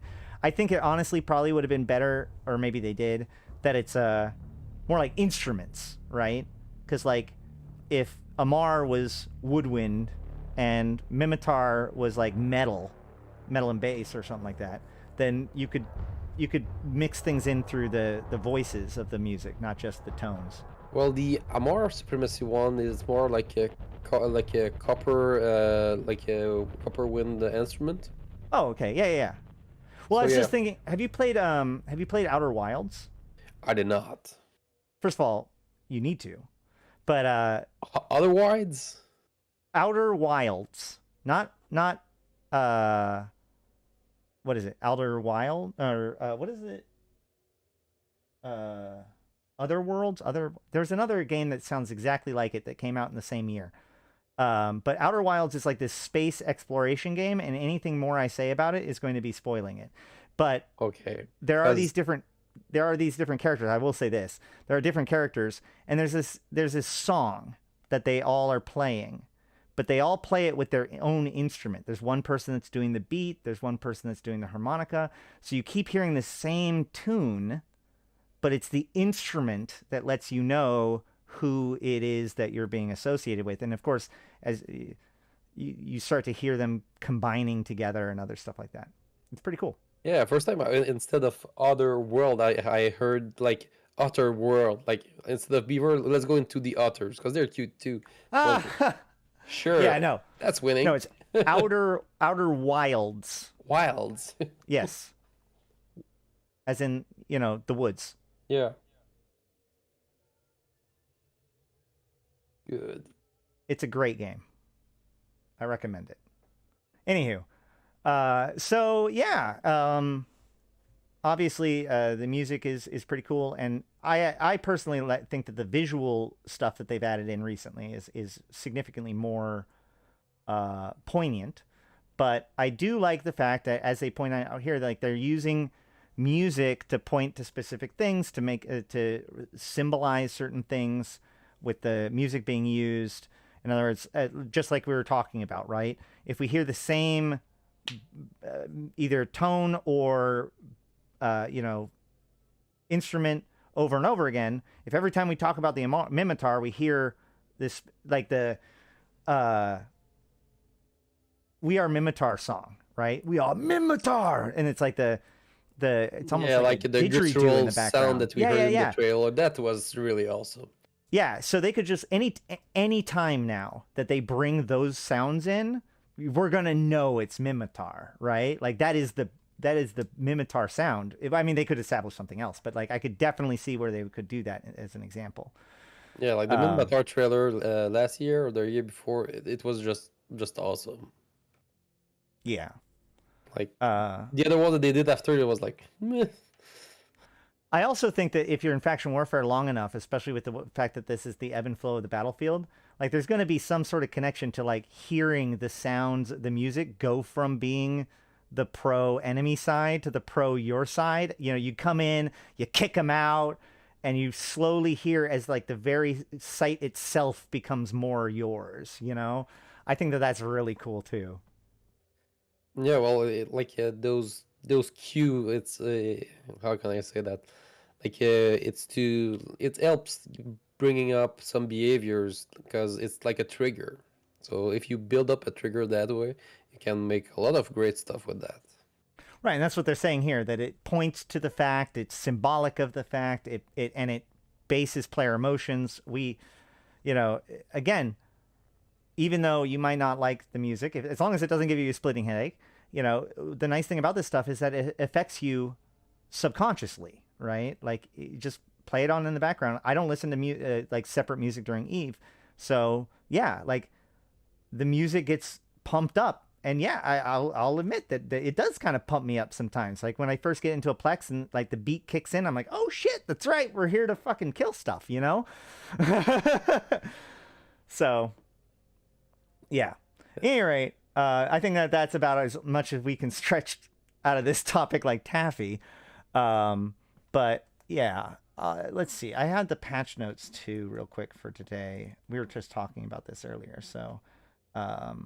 Yeah, it says lower the respawn time of observatory flashpoint anomalies in Pochfin from 90 minutes to 35 minutes. So now that Horde has taken quite a few losses in Pochfin, they can allow, Pochfin farming is back on the menu, boys, I guess. What was it before, Drake? Have you been playing around with Pochfin at all? Yes, I did. I with all my tunes, I get there, kill the drone, and get out. Ah, yes, that is the way.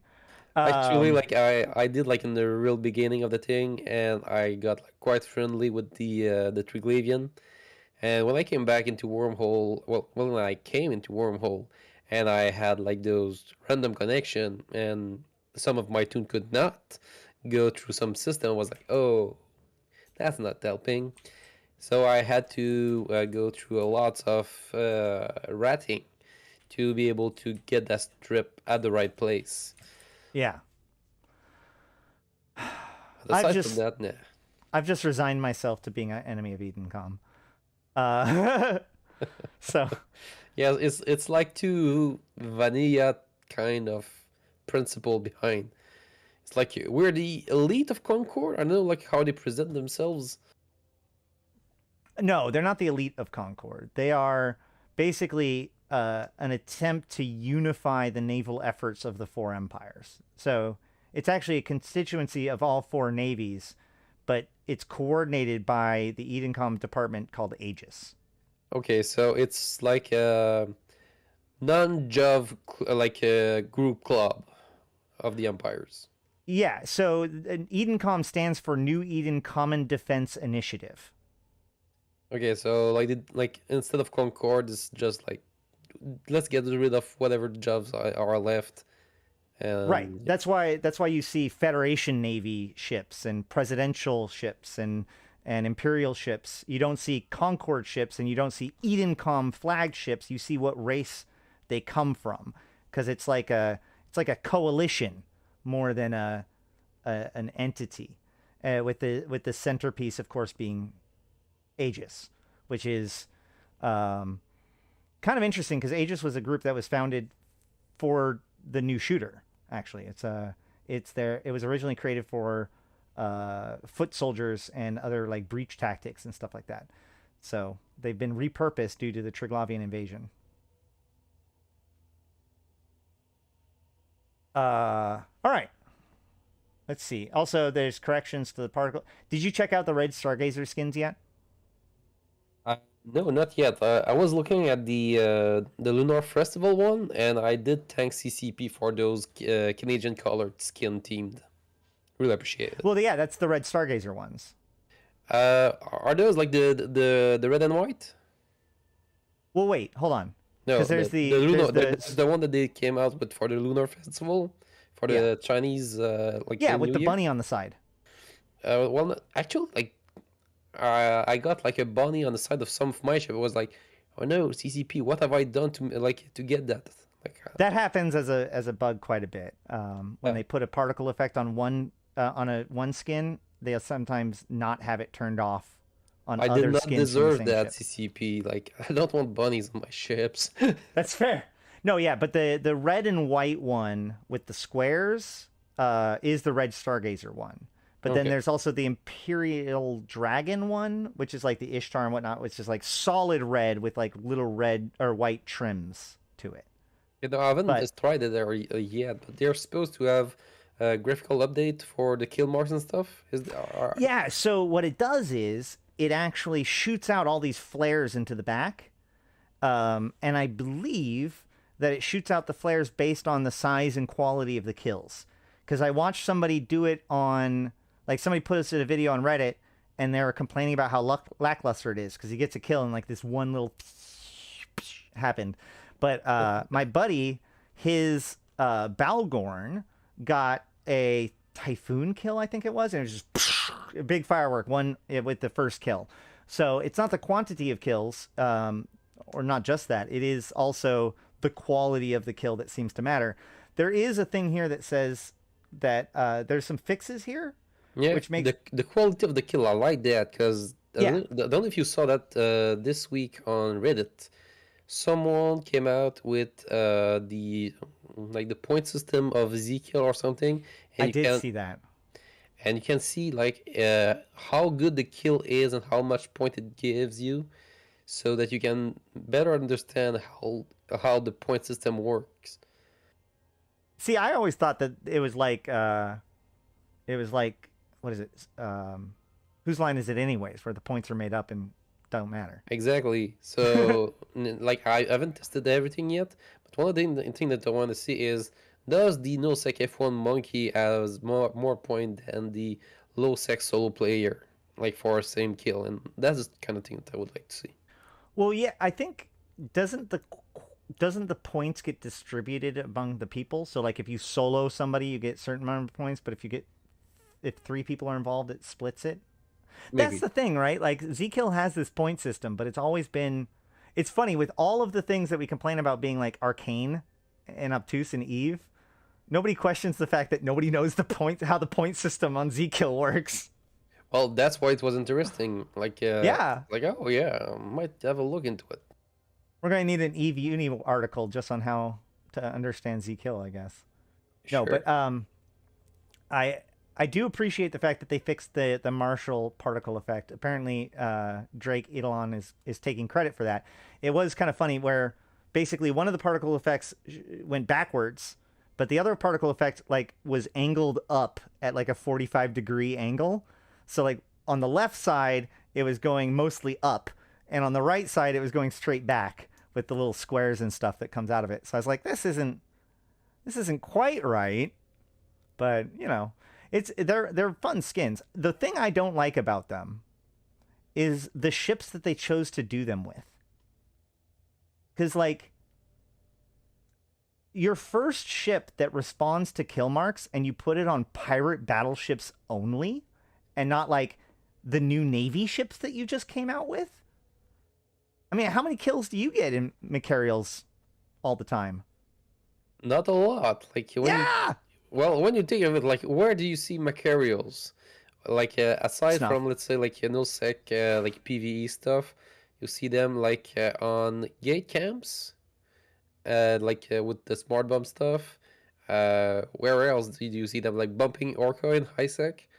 Well, you do. I mean, there is the high-end Macarial fleet. Like Snuff likes to use it, and it is a very, very, very insanely effective fleet. That's actually why I use the Macarial, because it's the one ship out of the line that actually does get used in like a lot of PvP.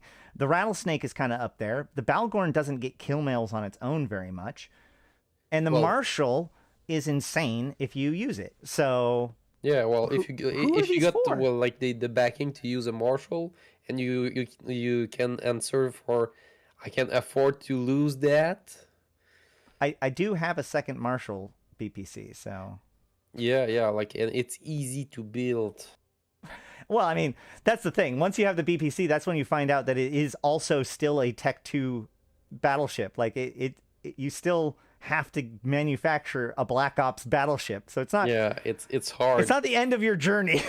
Just getting the BPC. Have you ever like gathered the mats to get a jump freighter by yourself? I have not done a jump freighter. That's a journey. Can other people see the particles through your cloak? No, all particle systems turn off when you're cloaked. Yeah, we used to fly them. That's what I'm saying. Like Macarials are the one thing. That's why I recommend to people that if you're buying the pack and you're not buying it for the Macarial, fucking stash that away, man.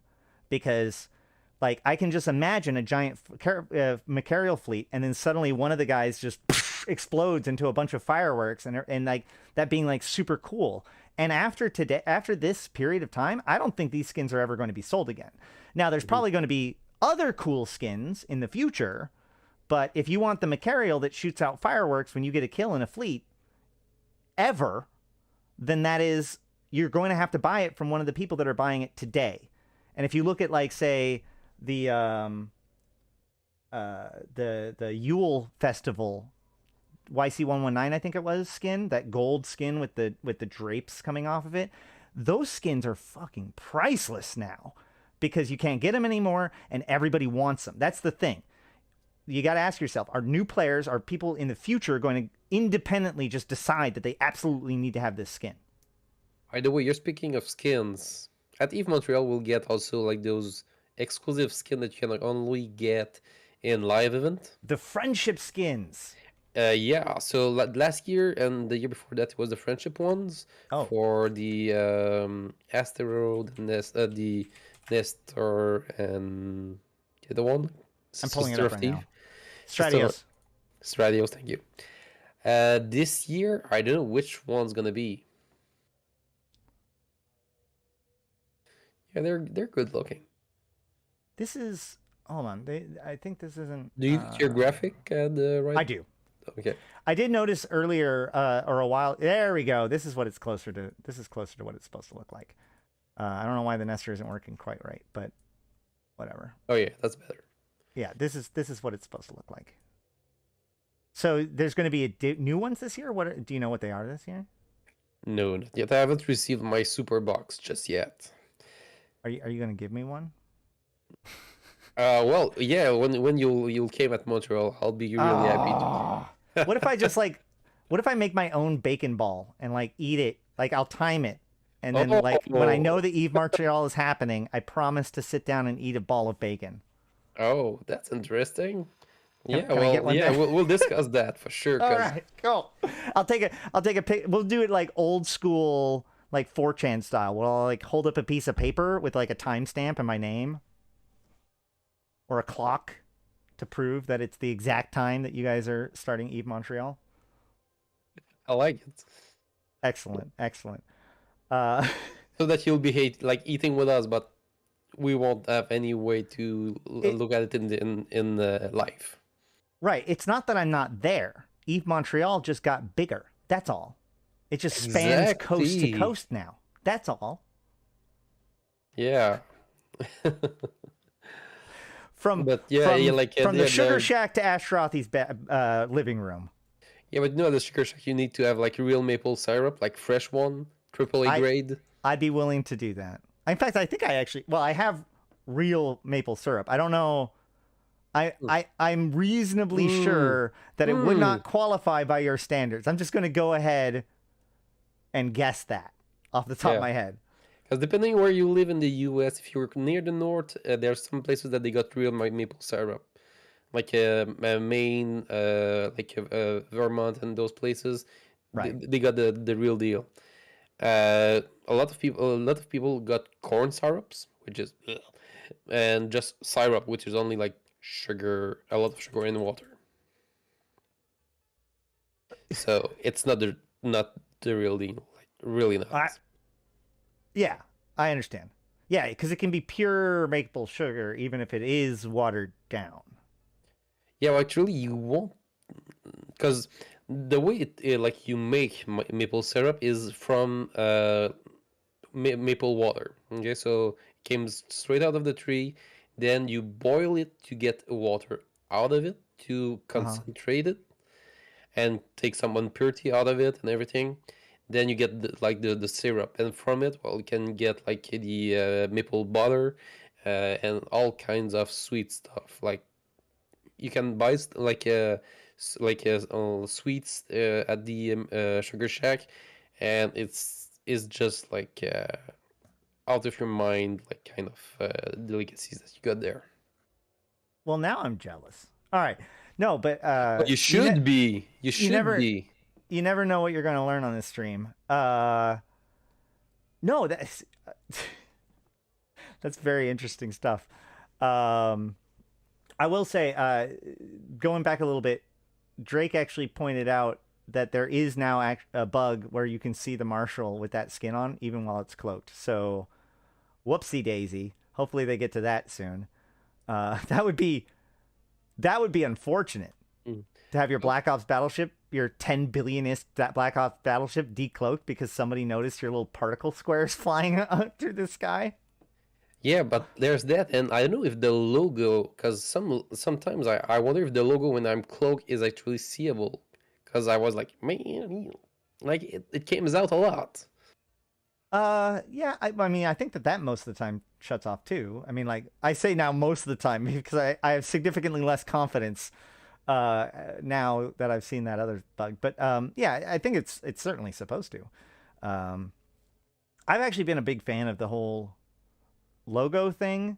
However, it has brought pretty strong attention to people, a renewed attention to the lack of corporation logo customization options, right? Like we've had the same logos for ever, which as a side note, by the way, this is totally unrelated. This is completely unrelated. Okay. We're going to take a stroll, if that's all right with you guys. Sure. If I go, there is something that we noticed the other day. I think it was Riley brought this to my attention yesterday. But there is a series of what we think are Dust 514 corporations that have received what appear to be clearly new logos. I don't know when these guys have gotten added in. If somebody does have more information, let me know. But like, you can tell, like that doesn't have, like, it looks like a 3D render a little bit more. It's cleaner. There is other ones too. So Amar Empire. Can you see when those Marines have been created? Well, Federal Marines have been referenced a few times, and like I said, I think that this was a Dust 514 NPC thing. I'm not 100% sure though. But yeah, they've been used in the lore a few times. But like most of the Dust 514 corps just have this generic logo, which is that's the default corp logo for those of you who may not know. But like, here's a good one. Here's you want some tinfoil? This logo is the Amarian Templars, which absolutely has connections to Dust 514. So, and it's one of the ones that looks newer. It's very odd. I don't know what's going on. That's a weird logo. Looking at that, I'm like, just put that like if it was like a maple leaf, like, and just put them together and you got like another kind of leaf. That's super cool. Well, I mean, it also is kind of almost Concord reminiscent, right? Yeah, indeed. Let's see if there was one for the Caldari too. I can't remember. Is that one new? No, that's not new.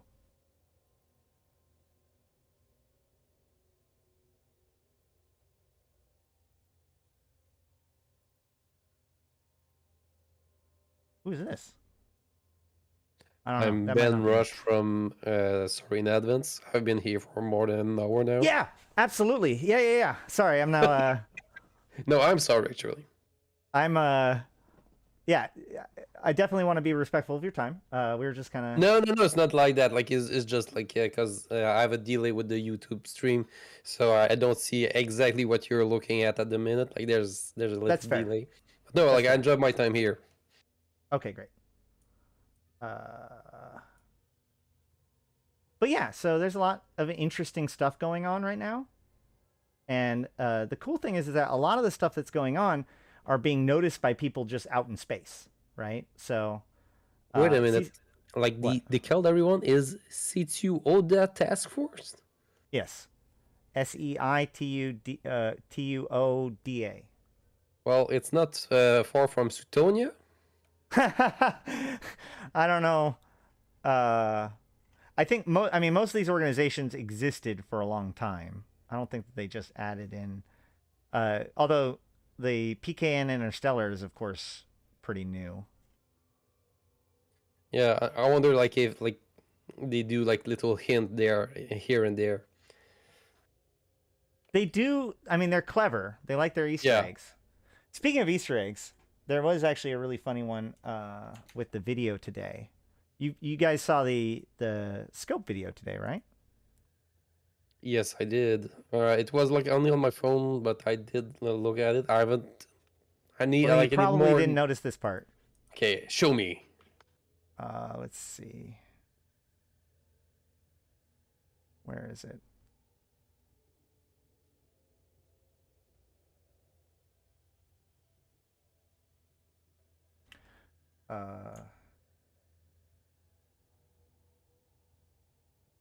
Come on. There we go.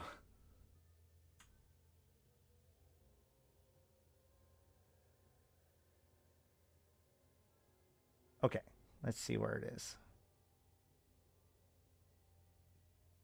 So if you see here in this scene, he's ordering drinks. Mm-hmm. Yeah. You guys see that? So drinks are. I saw that, but I didn't like flip it over to see what he was looking at.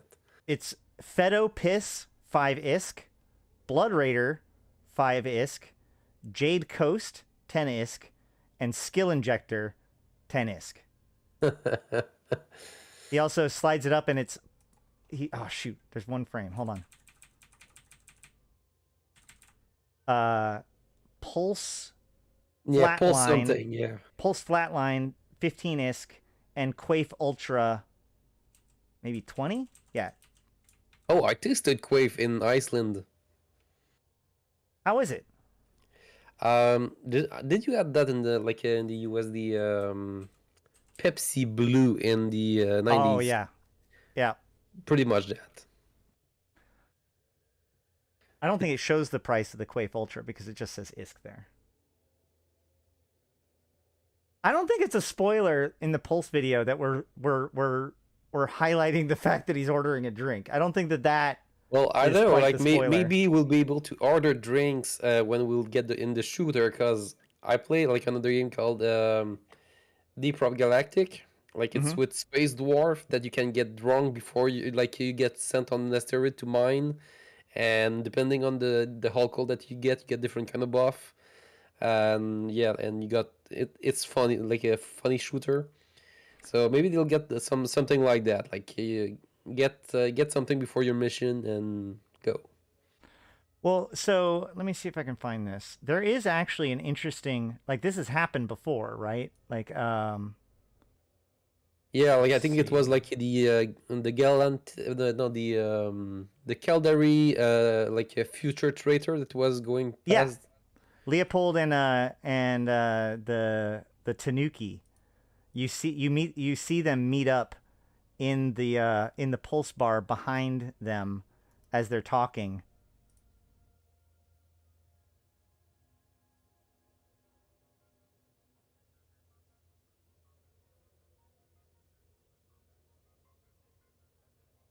I don't know. Nope, that's not them. But I think it was this one. I don't know. There's stuff going on in the background all the time, and it's like, I don't know, it's all kinda of interesting. Easter eggs. Yeah. And that's the thing is that like we don't know what if any of these things are going to be a big deal or not. They're also, if you really want to go full tinfoil, there is this part in which, it's a scope video. In the scope video about this, now I'm truly wasting your time. So. Oh, that's all right. Feel free to say. My day is over. I'll say yeah. Rock and Stone for the DRG fans because Rock and Stone. And yeah, everything is fine. Like my day is over. I've got time now. Fair enough. Oh, by the way, if people give you enough money, will you go to Eve Montreal? Let's say if people give a few $100 on your channel right now. If I was capable of going, then I would be able to go. Now, financial is not the only one. So if there is somebody interested in doing that, I would say hit me up behind the scenes because I would also have to make sure that I can, find somebody to take care of my son during that time. Bringing him over. All that kind of... Right. So I would have to figure out what's going on. It's not just as easy as I have the money, I can go. But it is an interesting and tempting offer for sure. Let's see. Where was it? There was... Yeah. So here is the scene of the scope bar. That's right. It's from the other direction. You can actually see in the scope bar, here is, what's his name, interviewing, or here's or is it there? I think that is the guy giving the speech, but it's the girl down here that I want to bring attention to. Yeah, but there's also the guy in the background in the middle. Yeah. He's that's Leopold, and that's Esri. Esri, I think Esri Hokuzuzu. I'm not that good with names, but yeah. Those two. It's the Tanuki and the... Oh shit, what was his one? Peacock. He's Peacock. She's Tanuki. That's their code names. And he also probably was secretly working for the Deathless. Have we heard anything from the death list after what happened with the Amarians? Not the The Amarians, pro- the like. the You the know what comes. problem is that tracking the death list is very difficult because of he works through these proxies, right? So you can't just although the death list has actually literally shown up in the lore a few times recently, like the death list is group blah blah blah blah blah. A lot of the times you'll see Intara direct action and oh shoot, what was the other one? There's these two groups that always get used together. Anytime you see Intara direct action, you should basically think probably the deathless. So yeah. But either way, the thing that got me, this is what keeps me up at night and makes me insane. Okay? So there was this lady that was originally taken a picture of in or the first time we ever saw her was on Epic Games Store, which if you looked at the online thing, she was standing there and she has this part off to the side with black hair, and she's got this shoulder with like not spikes, but like like little round cylindrical nobules sticking out of it, right? Almost like a what is it, Mad Max kind of setup, right? And she's got like this robotic body. So didn't think anything of it. We were like, who is this person? That's weird. Is this? I want that outfit. Is that an outfit that's coming soon? You know, all this kind of stuff.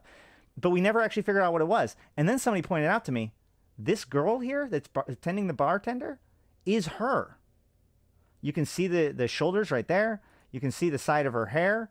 And as you can see that she's serving that is actually her. She's got the same suit on and everything like that.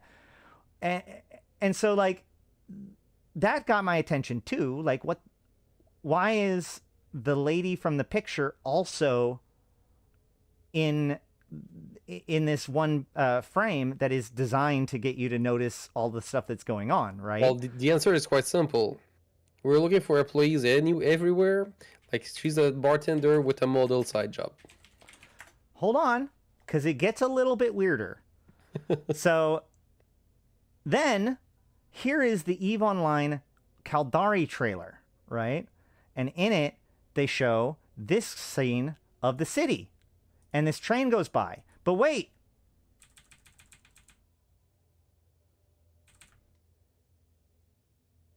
There she is again. She's got the same parted hair. She's got the same shoulder piece. And she's watching this thing happen. So why does she keep on showing up in all of their promotional things in little places? She's a Caldari employee. I think she's a Garissa spy. Well, maybe. Yeah. Well, she's a spy of some kind. They got I think that good supplement, the Garistas. Whoever it is, I suspect that she might have been the reason why that meeting got ratted out, right? She might have been the agent that detected Peacock and Tanuki's meeting and got them in trouble in the first place, right? Don't go down the rabbit hole. Yeah, exactly. Thank you. No, but yeah, that's my current, like, this is the thing that keeps me up at night. Okay. I don't know. I've got a weird. Yeah. Like I see that you don't need much to keep you like up at night. I'm just like, I don't know. You can read a book too, you know. Yeah, that's true. But then it'd just be Empyrean Age, so. Yeah, over and over again. All right, man. I think I'm probably going to be wrapping things up too. So, is there anything else that you wanted to talk about? Oh well, we did cover quite a lot. I would like to thank you for the opportunity to be here and talk about Story in Advance. The EVE Montreal is coming, the Beaver Show and everything. So thanks a lot for that. Yeah. And so one more time, when can people catch the Beaver Show? It's gonna be like you can get it directly on YouTube. You can get it like the stories will be soon on the pod like any kind of podcast. What else? Yeah, on Twitch it's Tuesday at midnight ish, like midnight 15 Eve time. Well, most of the time because like we are gonna be switching time soon, so whatever. Just follow them on Twitch. What Yeah, is the exactly. channel on Twitch? It's Ben_Canadian. Ben BEN_Canadian. Yeah, exactly. All right. And when does it go on YouTube? It's usually on Fridays. All right. And do you publish them on YouTube separately as like an English version and a Canadian version? Yep. You can like on the menu you can clearly see and in the title if it's like written in French or in English. Like it's That's fair. That's probably a good indicator. All right. Well, yeah. Well, I would like to thank you for coming and talking about all this stuff and filling up over an hour of content. Very nice of you. oh, And pleasure. I want to thank you for putting together this Eve event, because I love Eve events and all that sort of stuff. So it's really cool that you're willing to go through all of that. And of course, we always need more Eve content creators. So that's pretty awesome of you. And regardless of whether or not you run for the CSM, I think I said this before, I really, really look forward to you continuing to be a strong voice within our community. Well, thank you very much. I do really appreciate that. All right. Well, I think that should be about it for this conversation. So on behalf of Ben and myself, this has been the Eve Universe Show. Thank you all for watching. And until next time, we'll see you in space. Oh, well. Okay. Now we're officially in like the behind the scenes section. So we can now just bullshit and all that stuff. Like this part this part gets cut out when we do the actual final YouTube video or whatever. So you can head out anytime. We can wrap things up. Because I nearly lost my voice when you said that like you want me to stay like a voice of the community or something like that. Like my voice is like on the verge of collapsing, but it's still there. That just shows how dedicated you are. Yeah, the show must go on, There you go. All right, man. Well, thank you so much, and I won't take any more time and let your voice rest. But why don't you come on afterwards and tell me how it goes? That way you can give me my code. I did not receive them yet. And No, I mean after Eve Montreal, when you're done, come back and tell us how it went. Yeah, sure. It's gonna be my pleasure. And yeah, like I hope that we'll get people to reach you to get you a ticket to Montreal. Yeah, we got a couple months left. Yeah, and like you can taste all this sweets that we got. I am And lots of bacon. I am a huge fan of maple, I gotta say. So it is incredibly tempted. Nice. All right. You're not Have a far good from one, being man. Canadian now. Well, I grew up in Oregon, Okay. and I was stationed in Fort Drum, New York for a while. So, we went up to Canada every once in a while. Yeah. I'm so bad at that. No, we went up to Canada a couple times. Fort Drum is literally like 23 miles from the Canadian border. If you miss the turnoff on the freeway for the post, the next stop is the Canadian border. So it's kind of unfortunate. And by that I mean it's unfortunate that if you miss your stop, you end up in another country. This should be custom. Yeah. It's Usually, it's one of those things that everybody gets warned about. It's like, don't miss this stop, don't miss this turnoff. Otherwise, you get to try to deal with Canadian customs. Yeah, and they're quite different from yours. So yeah, you'll have a That's great true. time. All right. 07. Great. So thanks you a lot. I'll go and rest my voice indeed. And yeah, I'll come back to you. After the Eve Montreal, or we'll see. Okay, When you're I ready got to stuff talk in about mind. CSM. Have a good one. Yeah, have a great time. Bye. Bye. All right. Where is... Boom. Sweet. That was fun. That was great. I appreciate him coming on. But I'm gonna also be done. So tomorrow we will talk about some stuff that's going on. Hold on. So, shoot, I had something that we were going to talk about tomorrow. I'm totally brain farting it.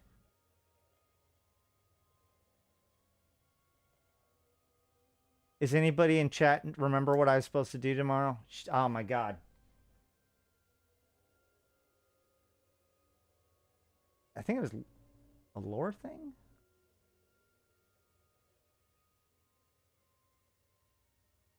I don't know. It's going to be fantastic, though. Let me tell you. I was going to gush over how sexy Drake is. That's very likely. That could be part of it. No spoilers, though. Probably something to do with Chronicles. Oh, right. We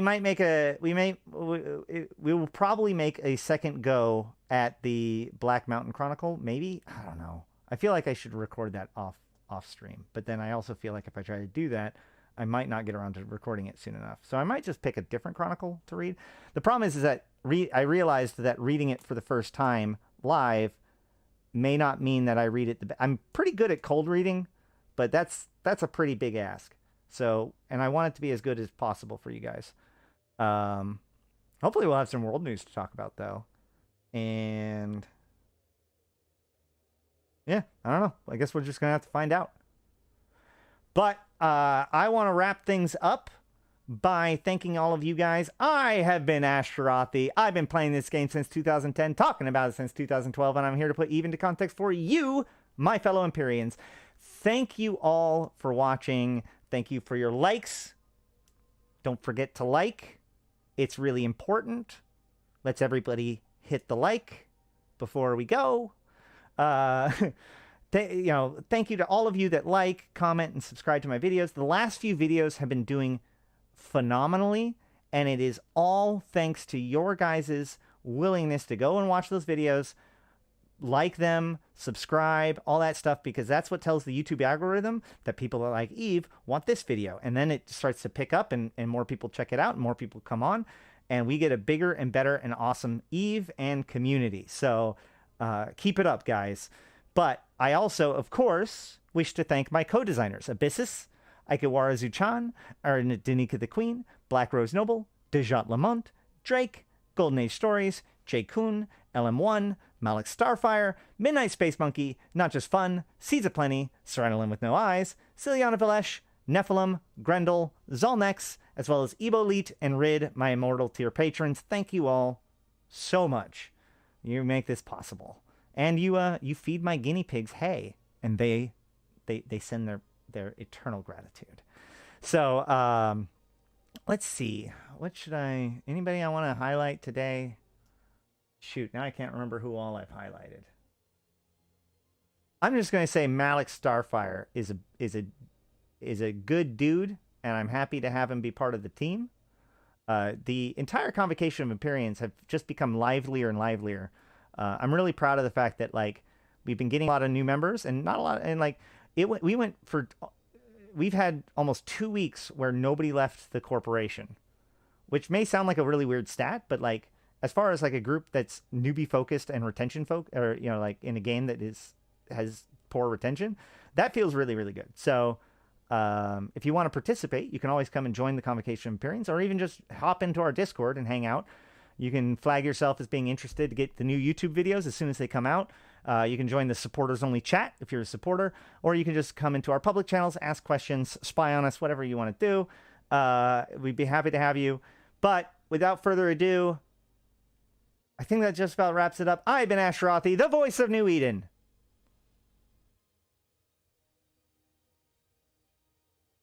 That star's interesting. And until next time, I'll see you in space.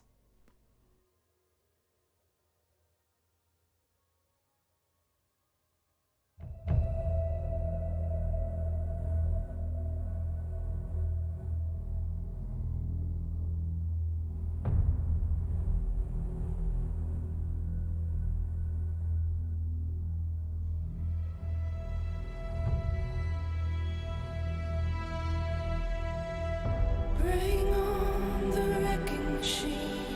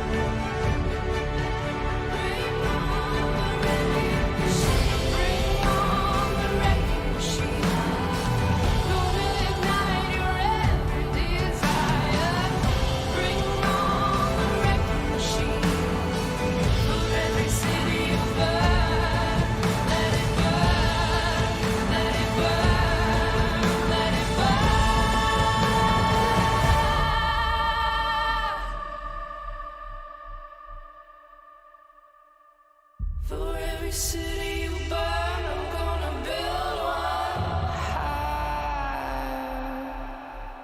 See you in Discord.